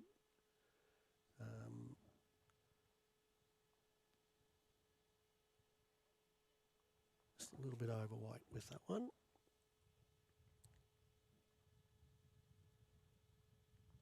So we've got Craig Beck from Echuca, who has actually got the bowls app for measuring component of doing it with his mobile phone. He's actually going to join us tomorrow, and we're actually going to do a little demo of it to show people, part of the bowls broadcast.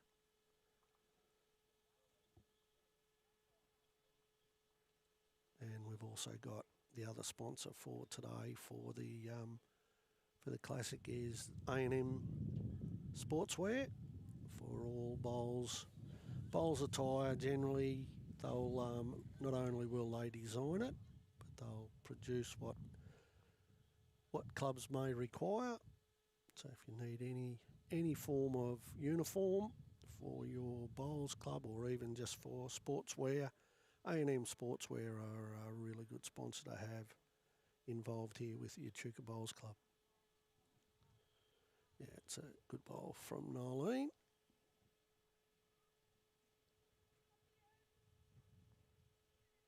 So again, Joyce Thorn ladies pairs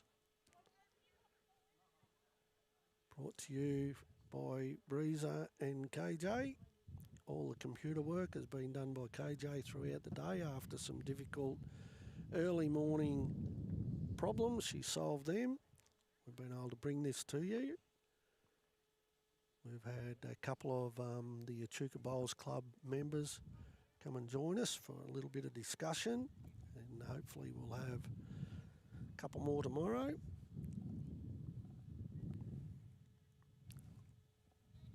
As I said, we're very appreciative. The Bowls broadcast is a new thing that we've brought up between the two of us.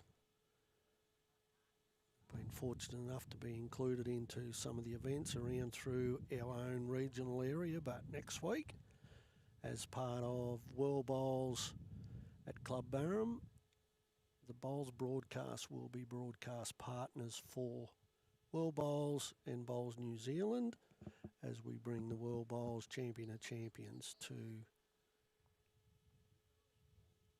Yep, so as we said, we're a community-based organisation. We just figure that if we can bring bowls to the community, we've done our job. And I think this is another part of being involved with it's a good effort. Unfortunately, she just rolled out. She's got a touch on it though. So the Echuca Bowls Club's been here for a long time. I think Ian said earlier that there's roughly 180 members. Got a great setup. Great history, and to be able to come down and be part of this, it's been something that KJ and myself we've been looking forward to. We hope to bring many more as we go through. Obviously, we can't do it without our sponsors. So not only the sponsors for the Echuca Bowls Club, but the Bowls broadcast team got to have their sponsors as well, and we're very fortunate that the two main bodies that we've been able to have is obviously ESP in Swan Hill, Equipment Solutions Plus, and the Bridge newspaper at Kundruk Barham Kundruk. So we're fortunate to have those who support us with what we do. But this is the Thorn family classic pairs. Know that we heard earlier how prestigious this event is. Today is the first day of a 2-day classic pairs crossover for four players.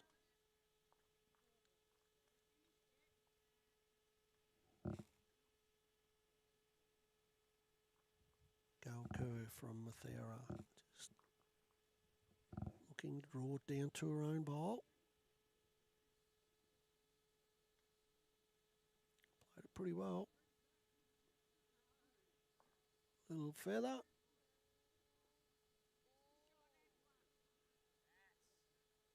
What happens though, she had good weight.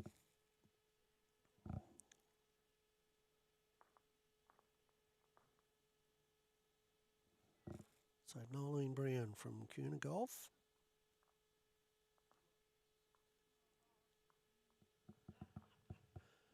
Just looking to draw. We've already got second and third. Played it pretty well. Oh, she's played a brilliant bowl. Great bowl.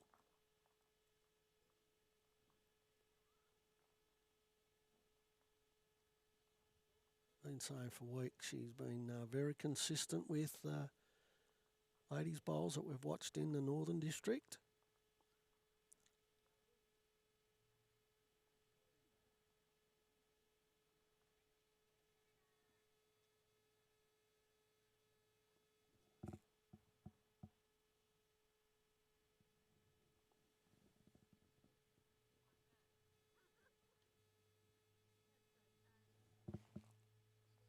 Wind completely gone again now. Just a slight breeze. We were getting wind gusts before that were making it a lot more difficult for the bowlers. There's a bit of a crosswind. Not necessarily windy all the time, so a gust of wind was making them play some varying bowls. So Helen.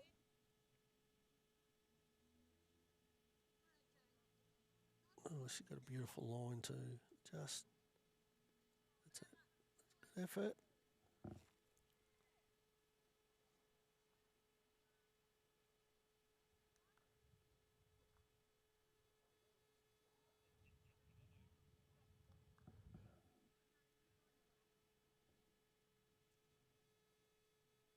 I think Som's bowl's just going to roll across the head. Had the right weight.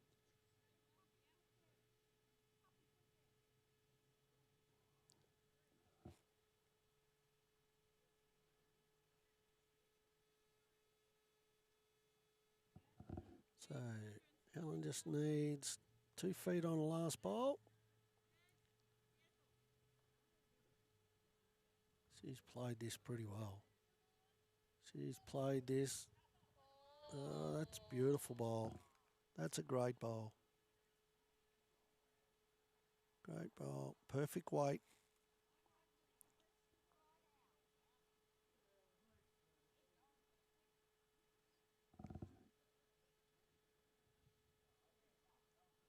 Some could play. She could play a little bit of weight through the head. Quite easily push that bowl through. She doesn't want to take the kitty back by itself though.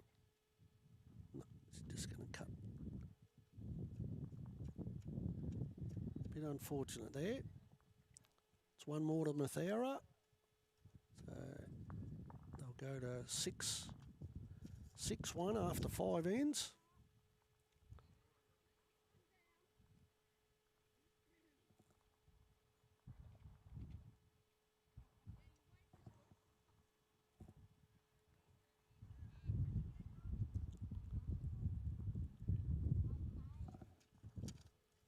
Just as I said, the winds dropped. There's no doubt about the old commentator's curse. As I said, we were getting gusts earlier, and it dropped away, and I thought, oh well, that's good. Sun's gone down back behind the clouds, so it's cooled down dramatically in the last 5.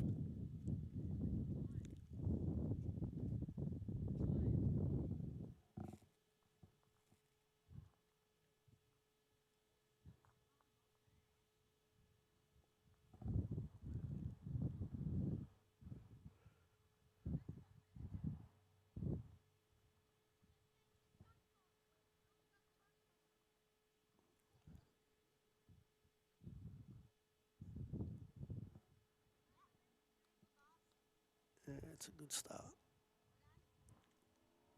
Just through a little bit. Good line.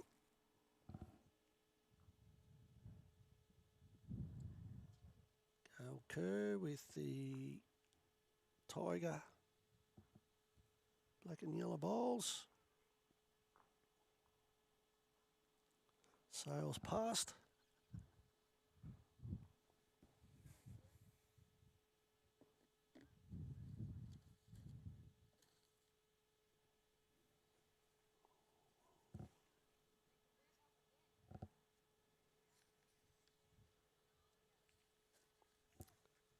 Once again, just Two Tarts Catering, who formed 2003.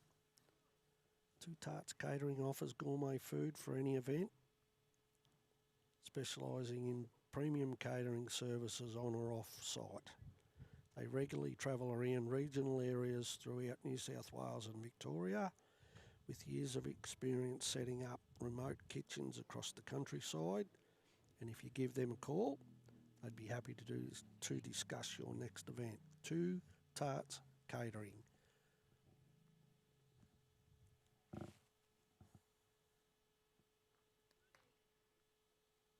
Great bowl here. Very good bowl from Helen. Very good bowl. Helen Holzer.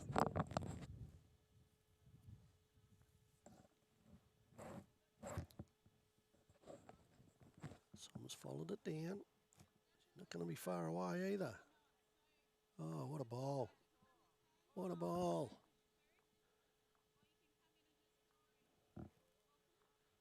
Som Pascoe from Karang Bowls Club. Just down the road.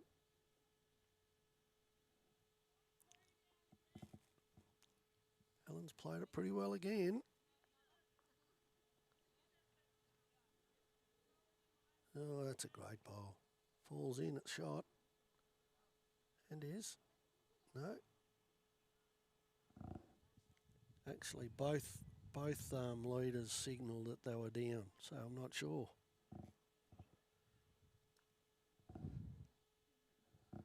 You took your weight off.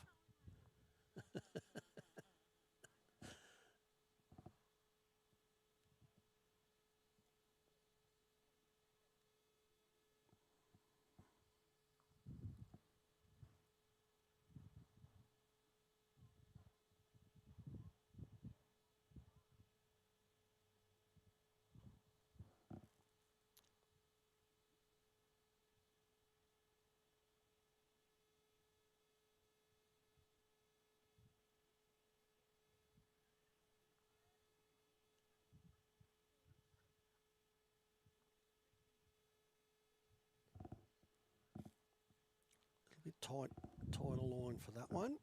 Weight's probably ideal for what she wants.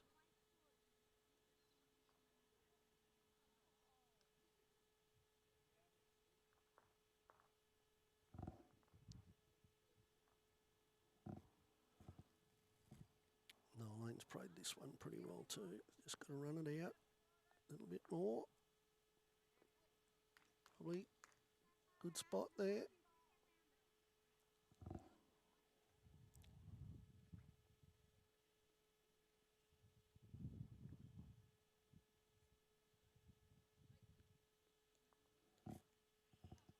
Just not quite going to reach for what she's looking for. Som holding one. Nolene forehand side. Only needs a couple of feet on her last bowl.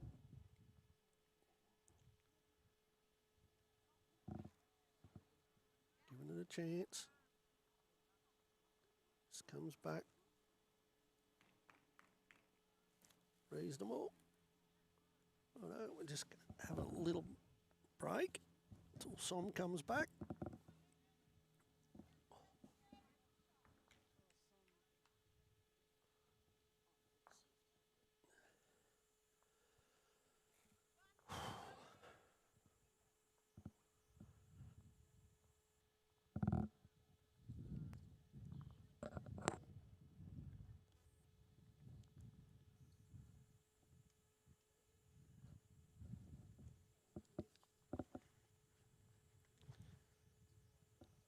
Just while we're waiting, we've got the bowls tragic, the four ladies from Echuca Bowls Club, Laurel, Chongi, Jill and Anna, or Go Anna as they call her, formed a group, just walked in off the street to be part of the Echuca Bowls Club. Four ladies who are very known to everyone.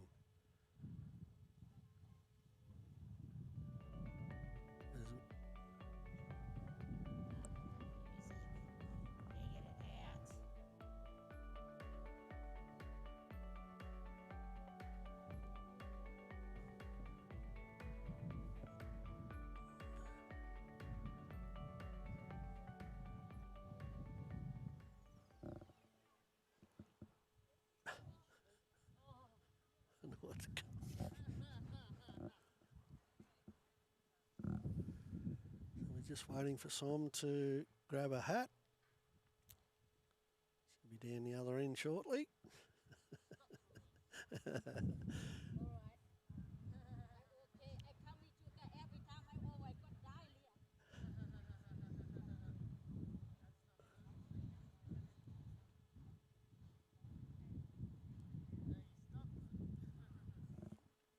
So she's got Som's holding shot.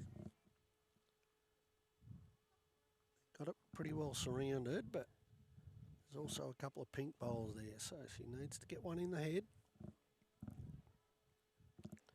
Not going to be there.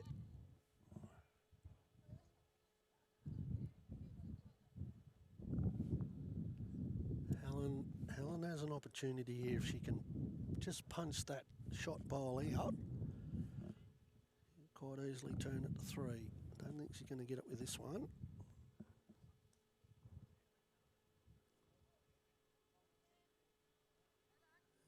Good weight. Good weight for it.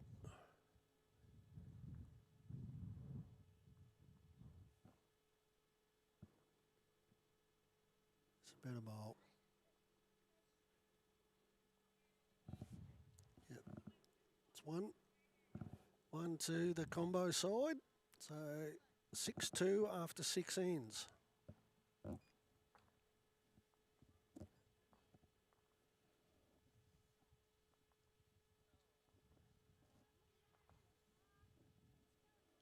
Just I've got a gentleman standing behind me, and we'll just put a saddle on him.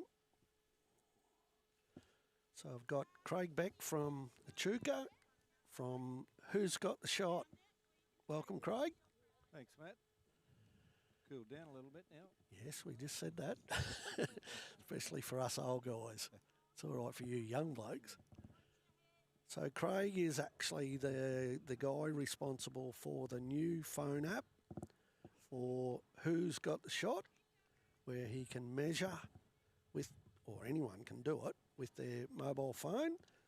And Craig will just give us a little bit of the so far history of Who's Got the Shot. It's been a long history so far, Matt, but it's taken me on and off for about 5 years to get to this stage. I've been working with the World Bowls people, and they've allowed me to use the app, except for in pennant.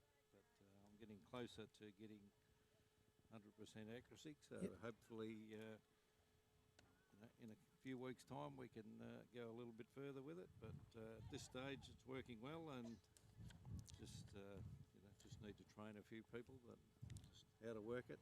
Well, you gave a little descriptive of it at lunchtime. So obviously, any mobile phone is capable of doing it. It's just that the newer phones are just a little bit smarter. That's right. So I've found the Apple better than the Android, but the Android I've had a little bit of a, not hiccup, but there's so many Android phones in the world. But at the moment I've put 50 phones on there. Some of the even current ones are not on that list, but hopefully we can keep a track of that and add them on as we need to. But the more people that use it, the better it'll get. So that's what we're hoping for down the track. So it's just a matter of getting the app on your phone. That's the first part of it.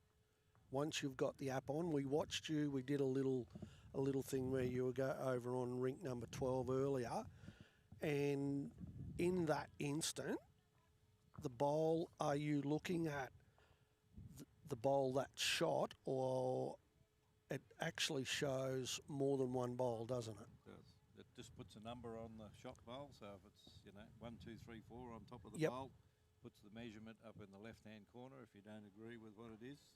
And, if you're not sure, well, it's so quick and easy to do it. We just use the reset button. Reset it, measure it again. And I say then to the people who are not confident or don't believe in technology that get your tape and measure it, if you don't agree with it. It's still the same old story. It's something new, so it's going to take a little while for especially the older people to accept, I would imagine. So when you were doing that measure over there, was it a distinctive measurement, or did you just do it as a trial? No, it was a distinctive one, and everybody else that had a look thought it was the one that wasn't the shot. Yeah, so righto. when we actually measured it, and I got them then to get their tape out and check, which one was the shot, and it was not the one they thought it was. So that had actually worked. So what we're hoping to do tomorrow, we're actually going to do a little trial trial run with it, hopefully on one of these on our live stream. Yep. When we do the broadcast. We'll get ahead and we might be able to just show a little bit more of what it is. Yep. No, that'll be good. I've also got the, which we only put it on last night, was the minimum length of 21 metres, of course, in our country. I've done 21 and 23. So just to explain to those people who don't know, 21 metres is the minimum length that can be bowled at. And then the 23 is more other countries. That's right. So you're doing it for world bowls. Yep. So I actually had it, vibrating when it got to 21 metres, but I didn't think that was good enough. So we've actually just done something last night, which hopefully you touch on it when you stand on the mat, and it measures from the mat to the kitty. Okay. And it tells you exactly where the 21 and 23 is. Yep. So I'll have to play with that a little bit more, but hopefully I'll get that right in the next week or so. Yep. And the other thing that we have added on there is bocce, which I just heard. put on the bocce. The bocce, in reality, is a little bit easier to measure because the bowls are round, not like a long bowl. Yeah. So there's 3 different sorts of bocce, and hopefully I'll go into that area as well down the track. Very good. Well, we'll get you back tomorrow. We'll get you involved and just see we can show people what it's all about. It's all right to talk about it, but showing people will be a good thing as well. Absolutely. How easy it is to do. People scan the app and away they go. Yep. But it's much easier if we can demonstrate it. Well, that's our aim tomorrow morning or tomorrow before we get finished up. We'll do a little advert for it. No, that'll be good. So we just, this is the last game for today, so we're not going to do it this afternoon. We'll make sure that we've got it all set up. We can do it tomorrow. We'll probably do it more when we've got players that we know, so it's not going to be, we'll explain it to them before we start. Another good bowl there by Som. Som's just rolled Nolene's bowl in for shot.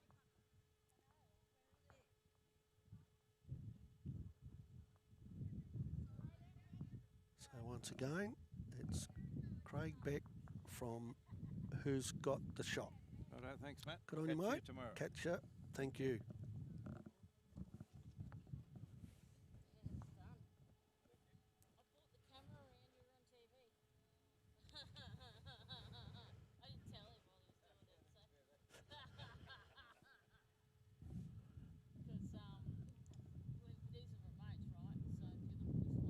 Good, just that little bit of breeze again.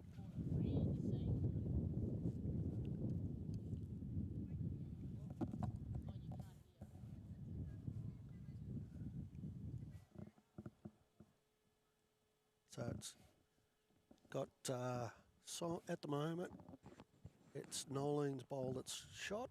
It's just short of kitty.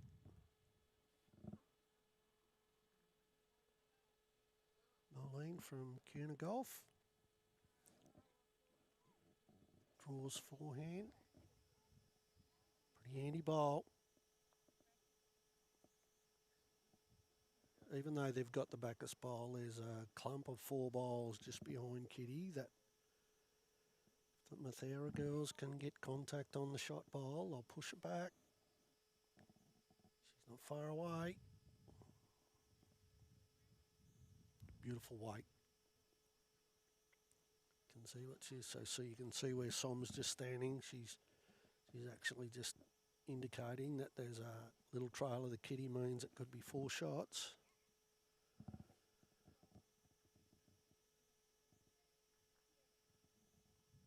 Yeah, this is going to finish in a pretty good aim. Probably just a little bit too far, but again,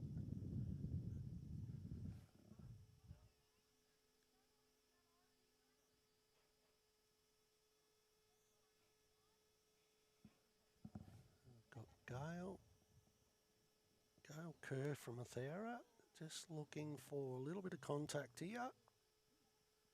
Unfortunately, she's put another bowl in, another opposition. Probably didn't need that quite.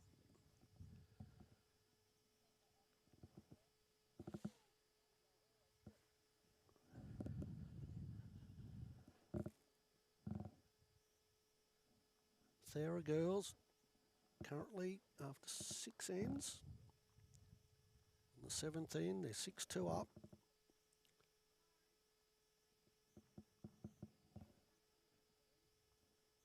Som needs to get a ball in that little clump.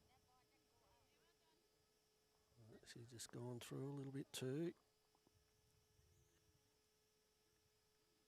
So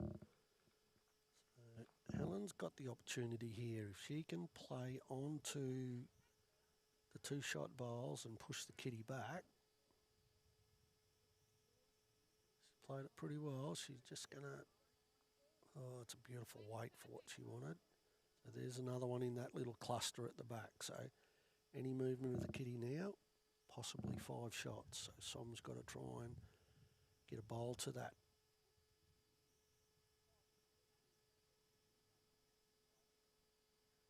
Okay, well, she's drawn another shot. Yeah, now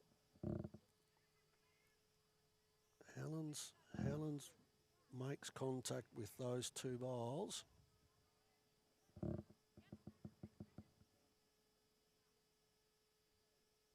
She's in the region. Oh, she wasn't far off either. So it could be 2, 3. 3 shots they're signalled. So it's Thera still leads, 6-5 after 7 ends.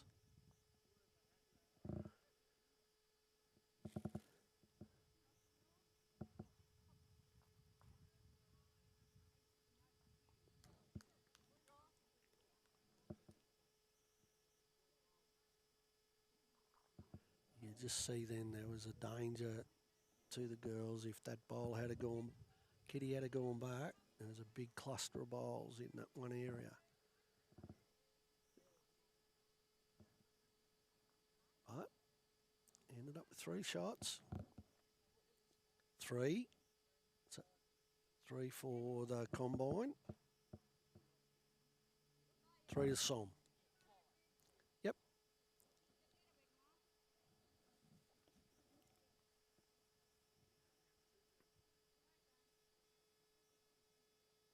So again, just a big shout out to the Riverboat Motel where we were staying for the tournament. For people that weren't involved in bowls, it was great of them to come on board with the Echuca Bowls Club. Kind sponsors to help out with the tournament. Great event that it is, but you've got to have sponsors to be able to do it. So shout out to those guys, along with our other sponsors. Obviously, Two Tarts Catering. Very fortunate to have those girls on board. The Bowls Tragics, which is some of the ladies that are actually here. We've got obviously the Thorn family, we realise that. And we've also got A&M Sportswear, which is a showroom in Melbourne, all for the clothing that the bowlers wear. A lot of that comes from A&M Sportswear, where they can design your uniform as well as actually produce the uniform. So anyone looking for that, A&M Sportswear are part of the Echuca Bowls Club sponsors for... Oh, she's got the kitty. Oh, that's a good bowl. Stays live.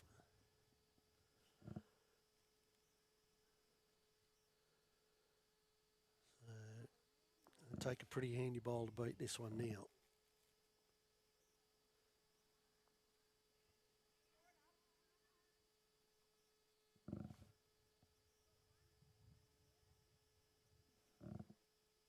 Helen just can obviously just draw forehand side. She This is one of those ones where you just want to make sure that you've got second shot. So don't have to have shot. It's going to be hard to beat that one. And this is a pretty handy bowl. Even though it's still away from the ditch.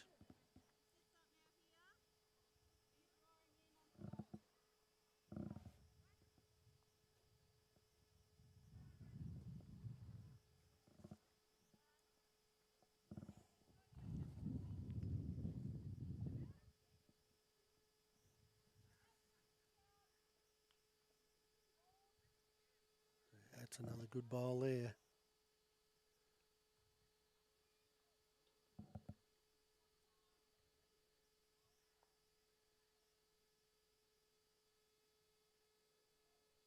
Yeah, got a bit wide this time.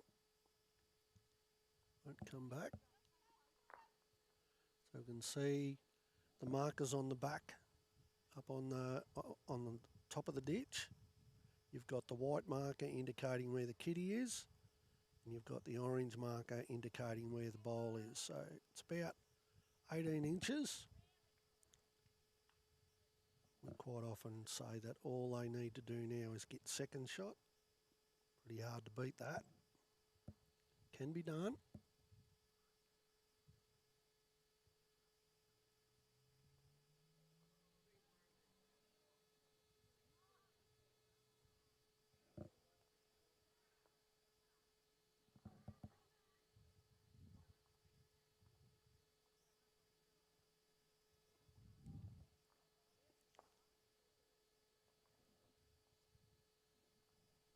So Nolene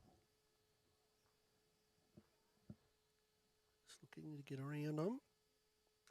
Played it well.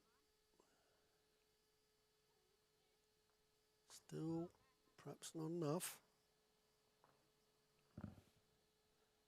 So Gail Kerr, forehand side. She's got Helen's bowl on the way in. So that's the one she should be looking at. She's not going to quite run it out.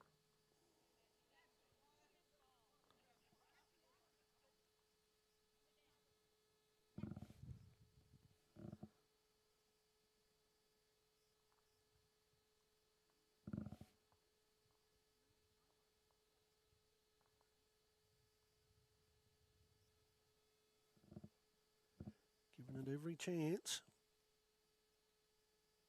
Just got to get back now.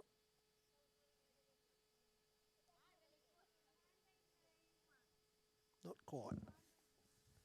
So you can see there where Helen's just called that shot. Rather than go too wide, she can get back. She's only got to beat the blue bowls. Not going to quite reach it, but it's a good call by Helen. She doesn't need to. Don't want to get too wide because it's not going to come back.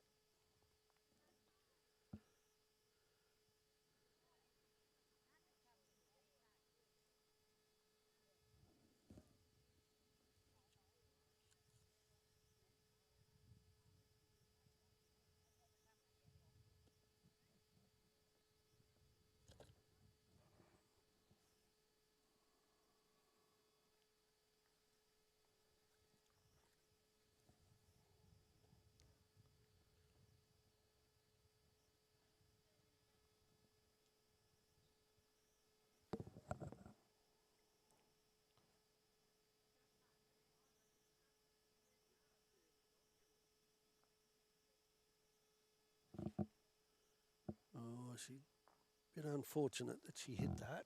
She probably had a good, reasonably good line for that one.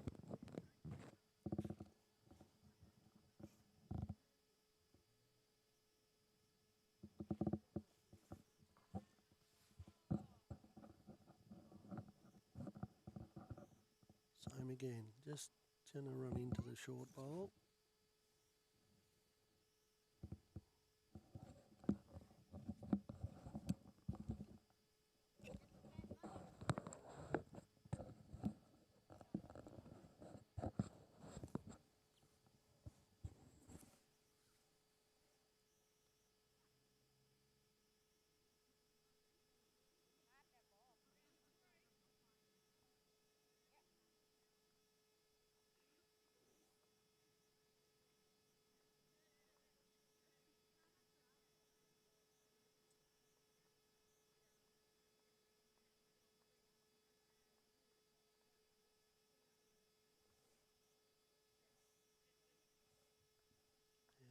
Helen get through that little gap. She's just going to run into him again.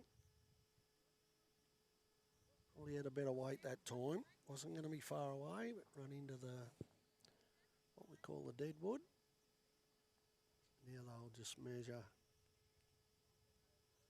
So because the kitty's in the ditch,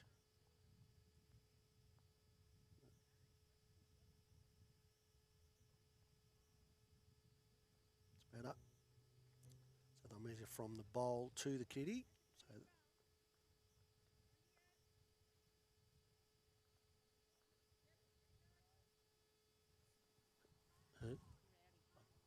Stephen Arthur. Stephen Rowdy Arthur. I'm not sure what football team he follows, but I don't think they're in the finals. I've been fairly lenient on our mate Rowdy. Normally I would have copped it because of his football team and my football team are arch enemies. But we haven't heard much of Stephen Arthur, his football commentary.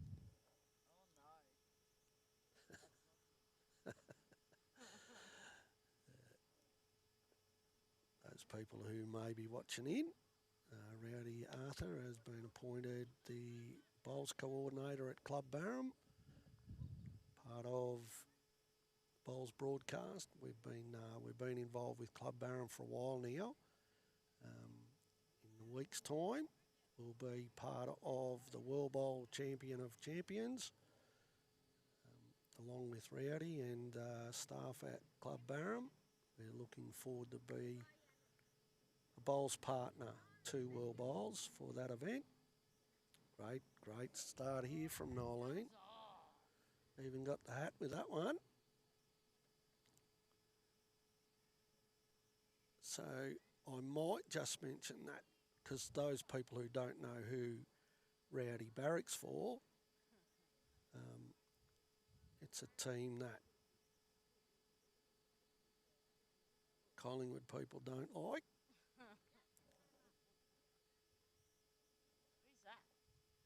It'd have to be Carlton, wouldn't it? Oh, is it Carlton? I'm going to check with him just to see if he still barracks for them. Dad's a Carlton supporter.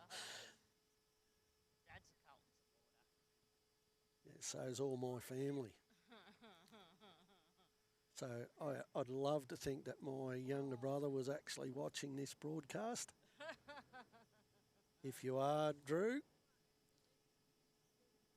quite happy for you to help barrack for Collingwood next weekend. And I know that's not going to happen. Pretty good effort though, Gail. Great weight.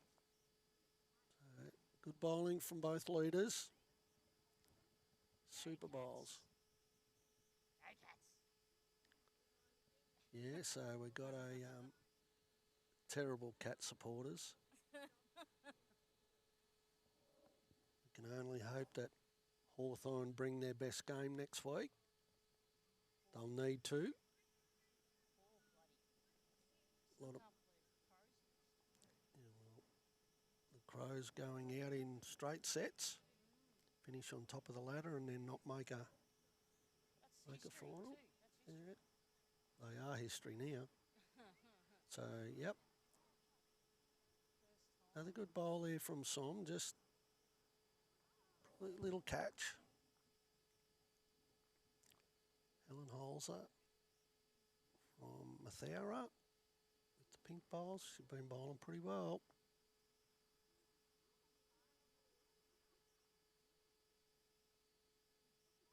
There it is again. Flops down. It's probably second shot. Gale just indicates that it won. So we've just got to look for a little trail of this. Oh, she don't want to skim that over. Oh, she's a bit lucky there. Had it got it clean, it could have been 3 shots.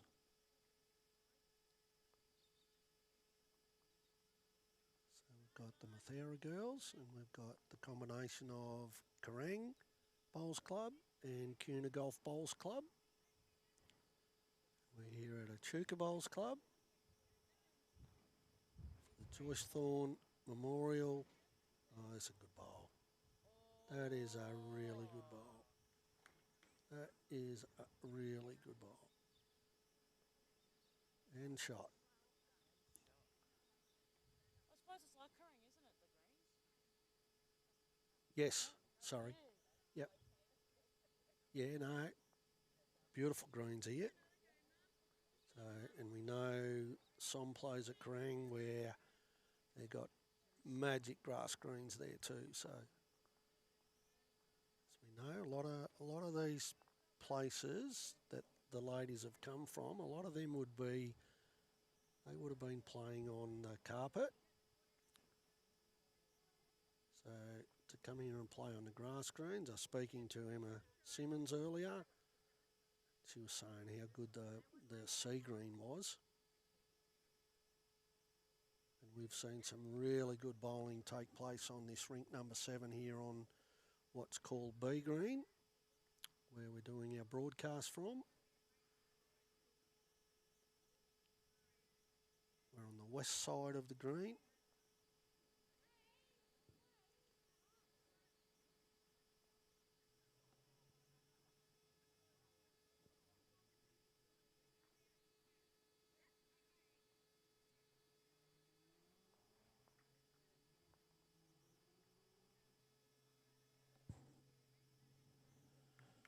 Nolene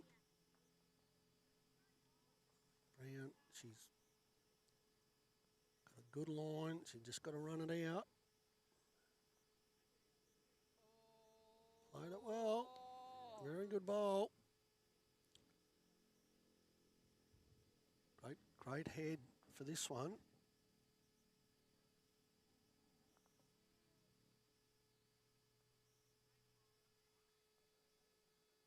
So at the moment it looks like the pink bowl of Helen's is definitely shot. But then the combo girls have actually got probably second, third and nearly fourth shot. So some can, a little bit of brilliance here.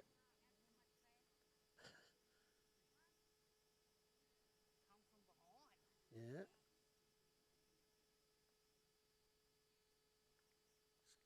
She can afford to be to the head. So if she's able to just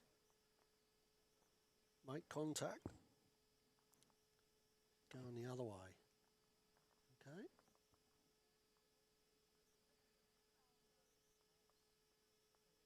She's got a good line. Didn't think she could get it that way, and she could have turned herself four down now. Yeah.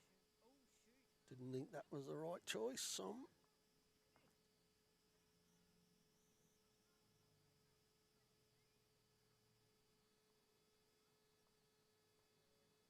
They have got back bowl, so that's probably the only good part of it. But it also gives Helen an opportunity to just add to the head.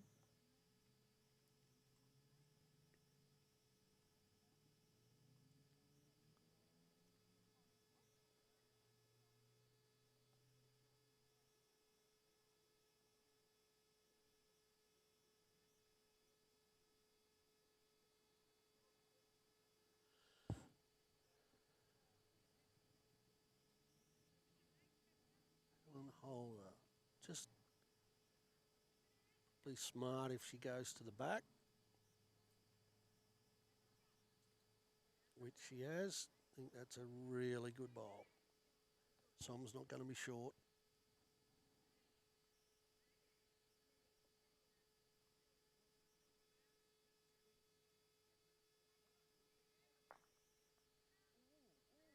No. Still 40 and close to 4.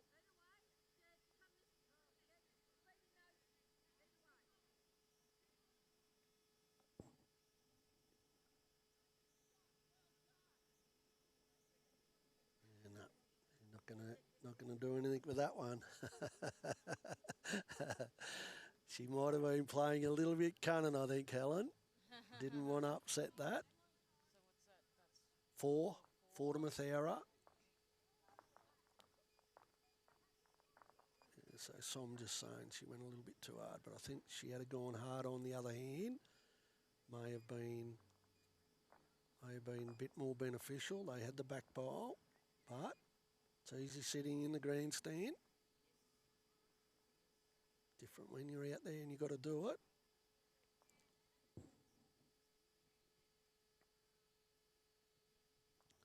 So it's been a tremendous day. We're just very, very grateful to the Echuca Bowls Club for allowing the Bowls broadcast to be here.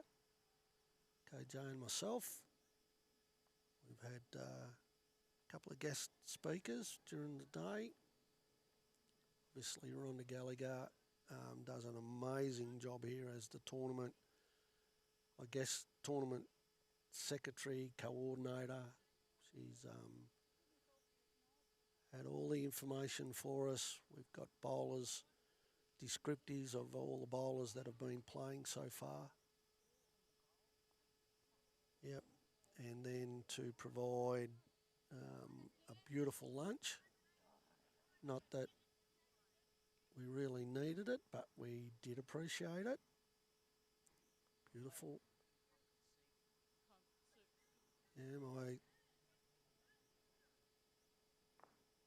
co-partner is pumpkin soup crazy, and it just happened to be on the menu.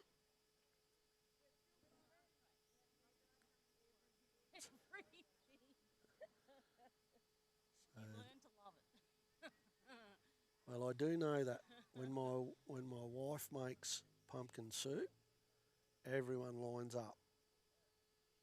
But then, good bowl here.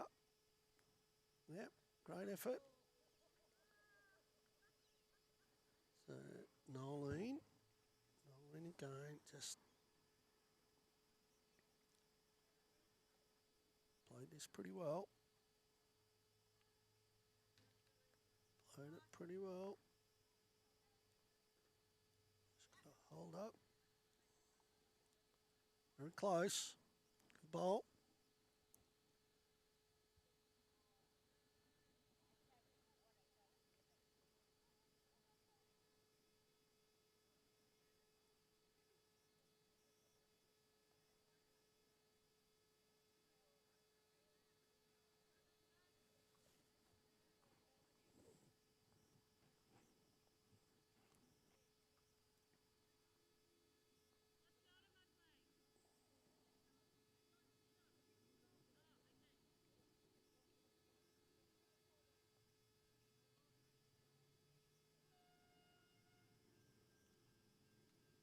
So just at the side of the Bowls Club here, we've got the Melbourne to Echuca railway line.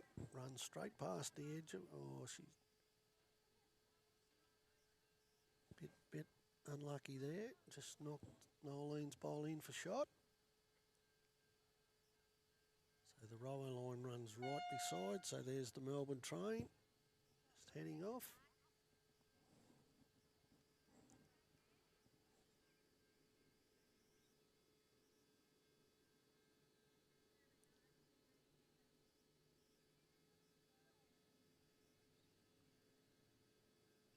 Must be the afternoon service. Down to Bendigo and then through. Oh, there's a good bowl here. Oh, and she's stiff again. She just got a bit of the kitty. Could be 3 down now. Someone's just looking to draw another one and does.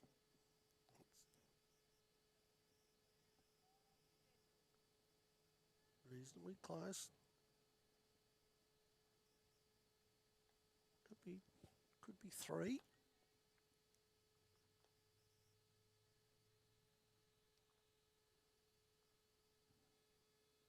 Helen was a bit stiff. She got the kitty, but just sort of shifted it sideways rather than back. Back would have been a lot better than what she got from side glance.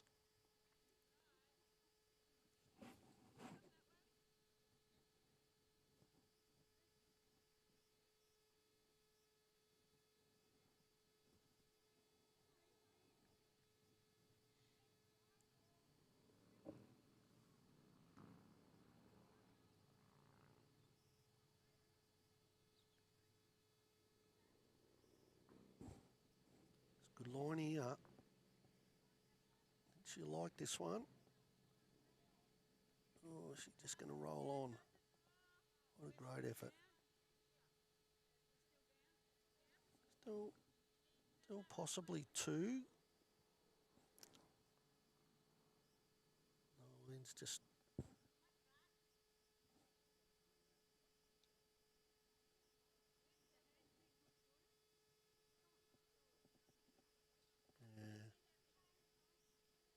That's actually not, that's not a bad bowl, because if that kitty got sliced across, she's now sitting in the middle of their 2 or 3 shots, so a lot better bowl than it looks.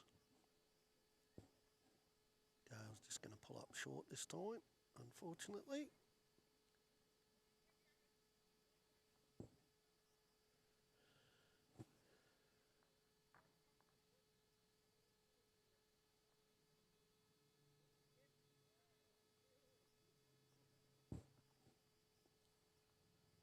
There's another one that coming back to the clubhouse. It's easy to take the weight off.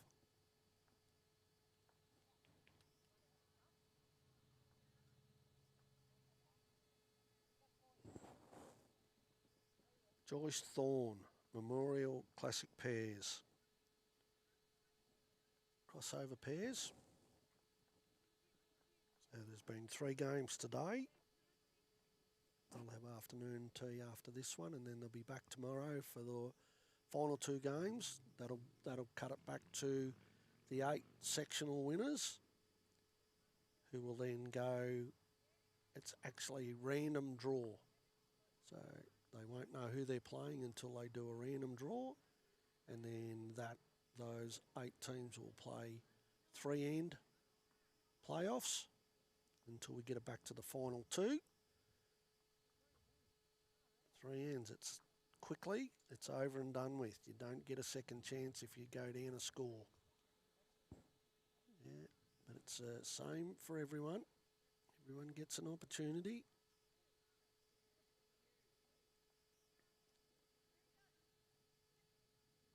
Good bowl here, Soms, if she can just run to the blue bowl, which she has. So that's another one. Potentially 3 to 4. But Helen's been very close all day.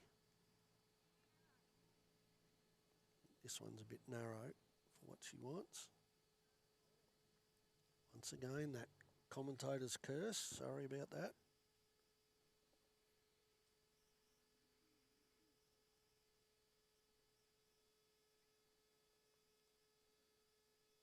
Song, forehand side. Can she draw? She's got to make contact.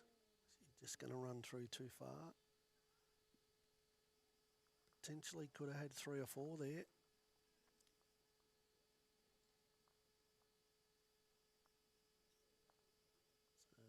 So I'll measure the black and yellow bowl. I reckon that one will be in.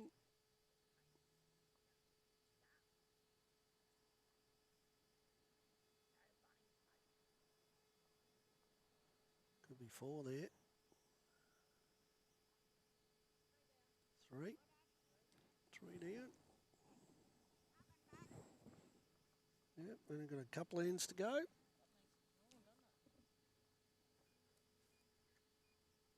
Anything can happen now. Back in the game. 2 ends to go.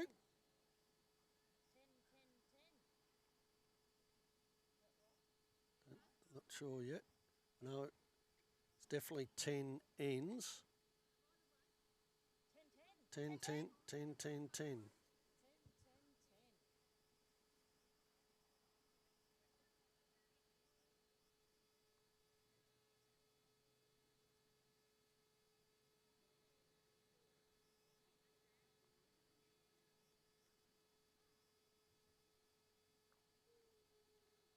Yeah, pretty good start.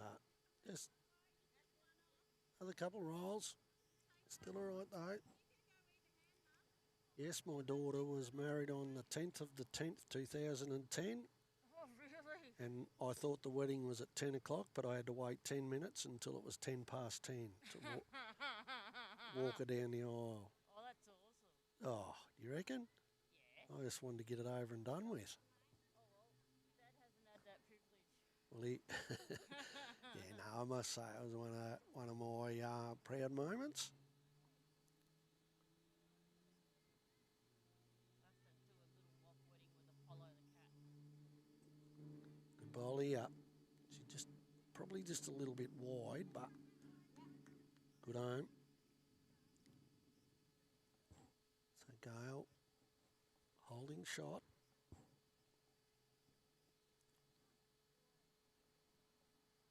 Played this pretty well. And just makes contact with her own ball.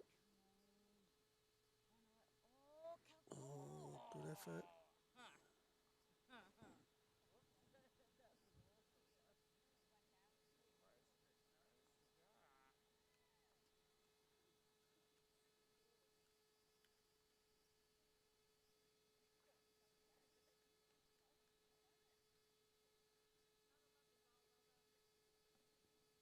There's some really good bowling going on all around us. We do know the standard of the tournament. Big players tournament. Yeah. He's going to roll that just maybe. If it falls back down, it'll be close. So it's probably advantage Helen here. She only needs to draw to Gale's bowl or draw past it and sit Nolene's bowl. Played this really, really well.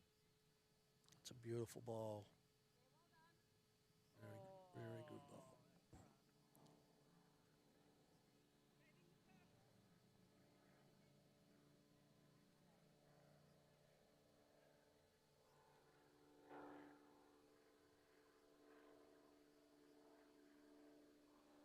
Planes, trains and automobiles.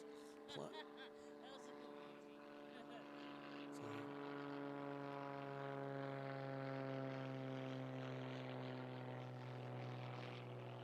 So the local aerodrome's just out the back here. So we're just probably in the flight path.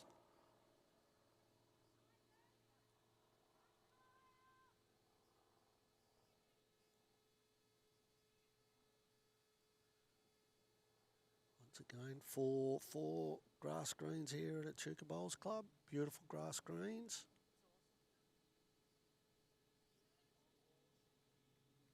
It's a great complex. An older club, but a great club. You can tell when you've got 180 members. As they said, there's only one person here that gets paid, which is the greenkeeper. The rest is all voluntary. And it's an unbelievable presentation of what they've been able to achieve.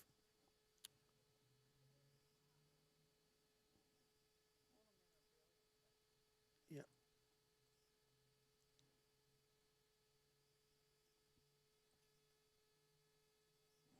So Gale holding 2 at the moment. She's just not going to quite run it.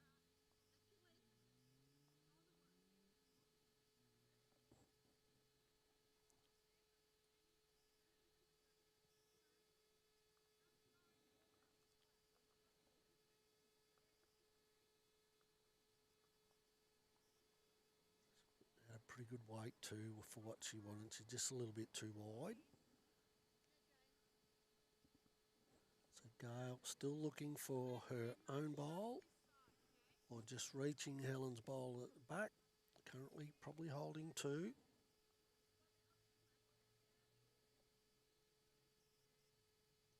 Just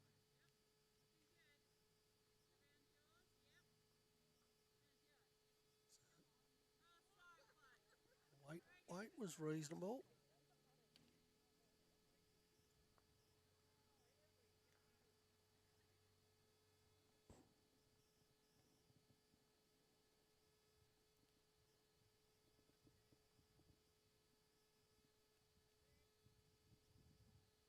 So I'm wasting no time. She's got her own bowls to run to if she needs it.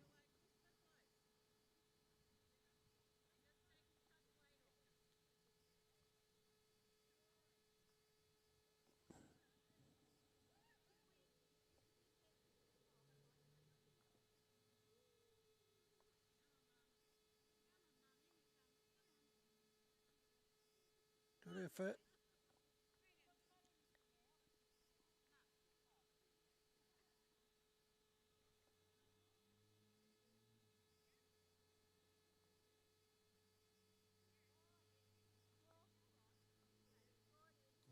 Just gone too far. So big opportunity here for Helen. Draws another one. Currently holding 2. Still 2. Not going to quite reach it, I don't think. Needed that one to be rolled over to have another one.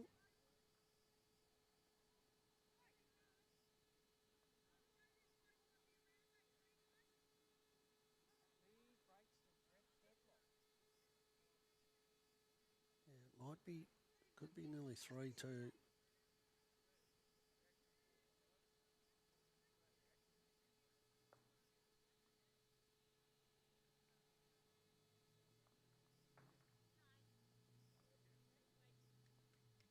Three. Yeah, it's a big pickup for the Mathera girls.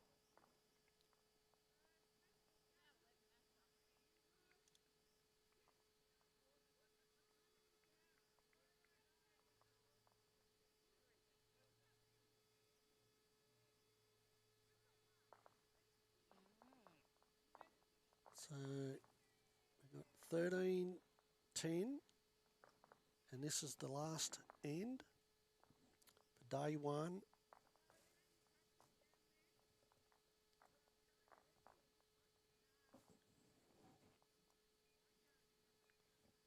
So, as we said, 2-day tournament. Joyce Thorn Memorial Classic Pairs, sponsored by the Thorn family.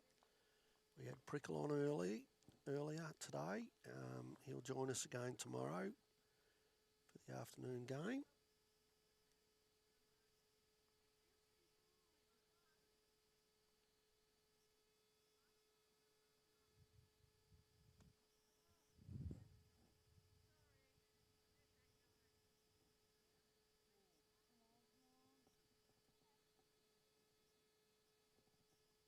Good effort. Roughly jack eye, just a little bit short, but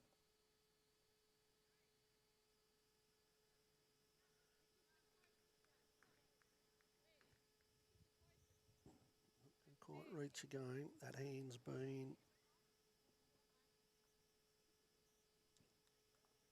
line's perfect.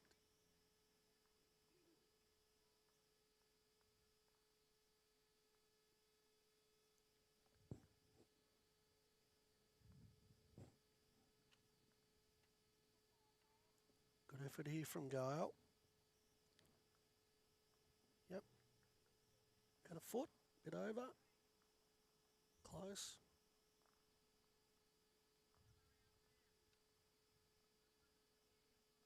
And Eileen just looking for the extra bit of weight. Oh, good home though. Can't imagine that the kitty's going to come backwards. Once again, Joyce Thorn Memorial Classic, Day 1. Proudly sponsored by the Thorn family, along with Two Tarts Catering. Got the Bowls Tragics, which is the 4 ladies from Echuca Bowls Club, who are part of it. AM Sportswear. Yeah, it's a great bowl. Very good bowl there again from Helen.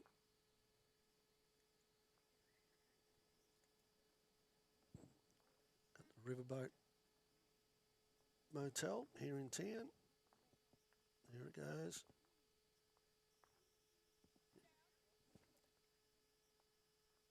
Som's played.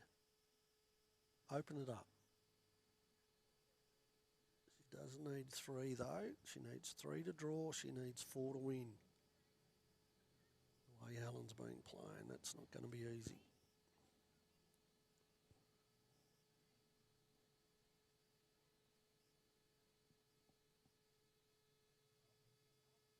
Just run through a little bit.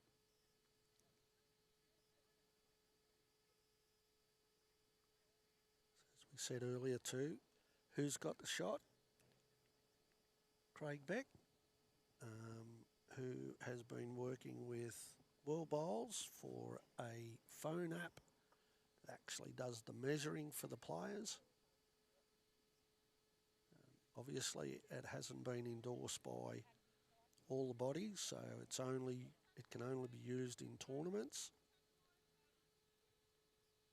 And then they'll look to further improve it so that at some stage it may eventually be used for pennant, but that can't happen until it's actually got full approval. So Craig and his partners, Craig's the guy that set it all up. He's going to just give us a demonstration of how it works tomorrow. That's a really good bowl.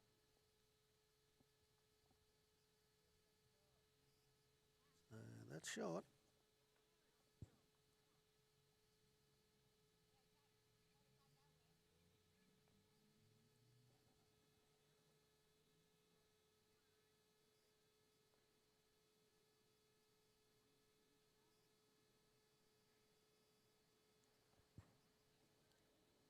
Nolene, can she just needs to skirt that through that gap.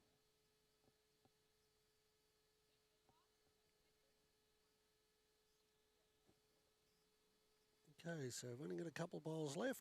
So again, on behalf of the Bowls broadcast, KJ, myself, big shout out to the Echuca Bowls Club for allowing us to be part of today. We'll be back here tomorrow for the final day, where we'll have two more games, which will bring us to the sectional playoffs, where we'll have 8 teams. There'll be 8 teams involved. And we'll bring all that to you tomorrow from the Echuca Bowls Club. Thank you to all those people who have been following us through the day. We know there's a lot of sport happening throughout the areas. Pretty good effort here from Nolene. That's a good ball. Very good ball. So, Som will need a little bit of magic here though. She hasn't really.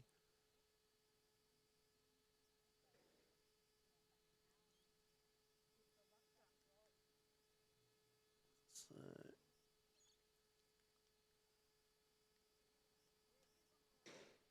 we all look at it a little bit different, but for Som to get the game, she's really got to make sure she's got another bowl in the head first.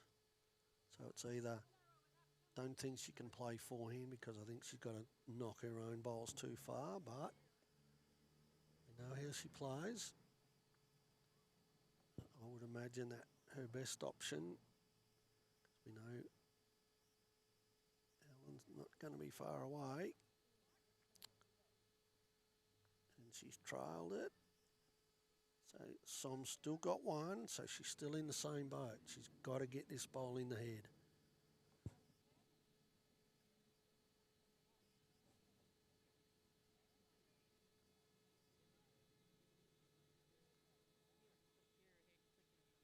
Yeah, but she's played the right shot. If she can knock Nolene's bowl forward, or do it herself.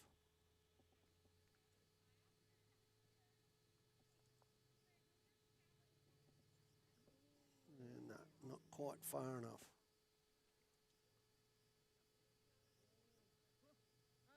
So she's still got a chance. Not a big chance, but she's got a chance. So Helen will put a bit more pressure on, I would imagine, the way she's been playing. It's going to come back in.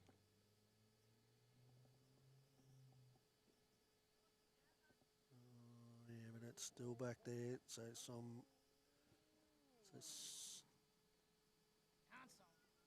Som's looking for one of their other bowls.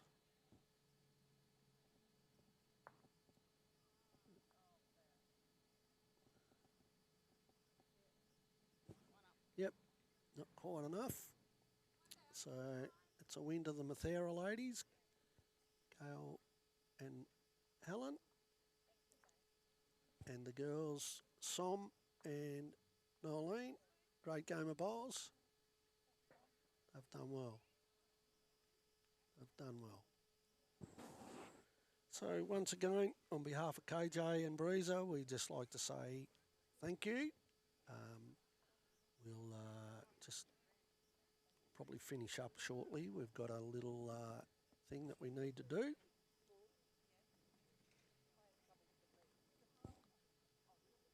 And when we get here in the morning, we'll have some results and we'll be able to give you an idea of what's happening as we continue day 2 of the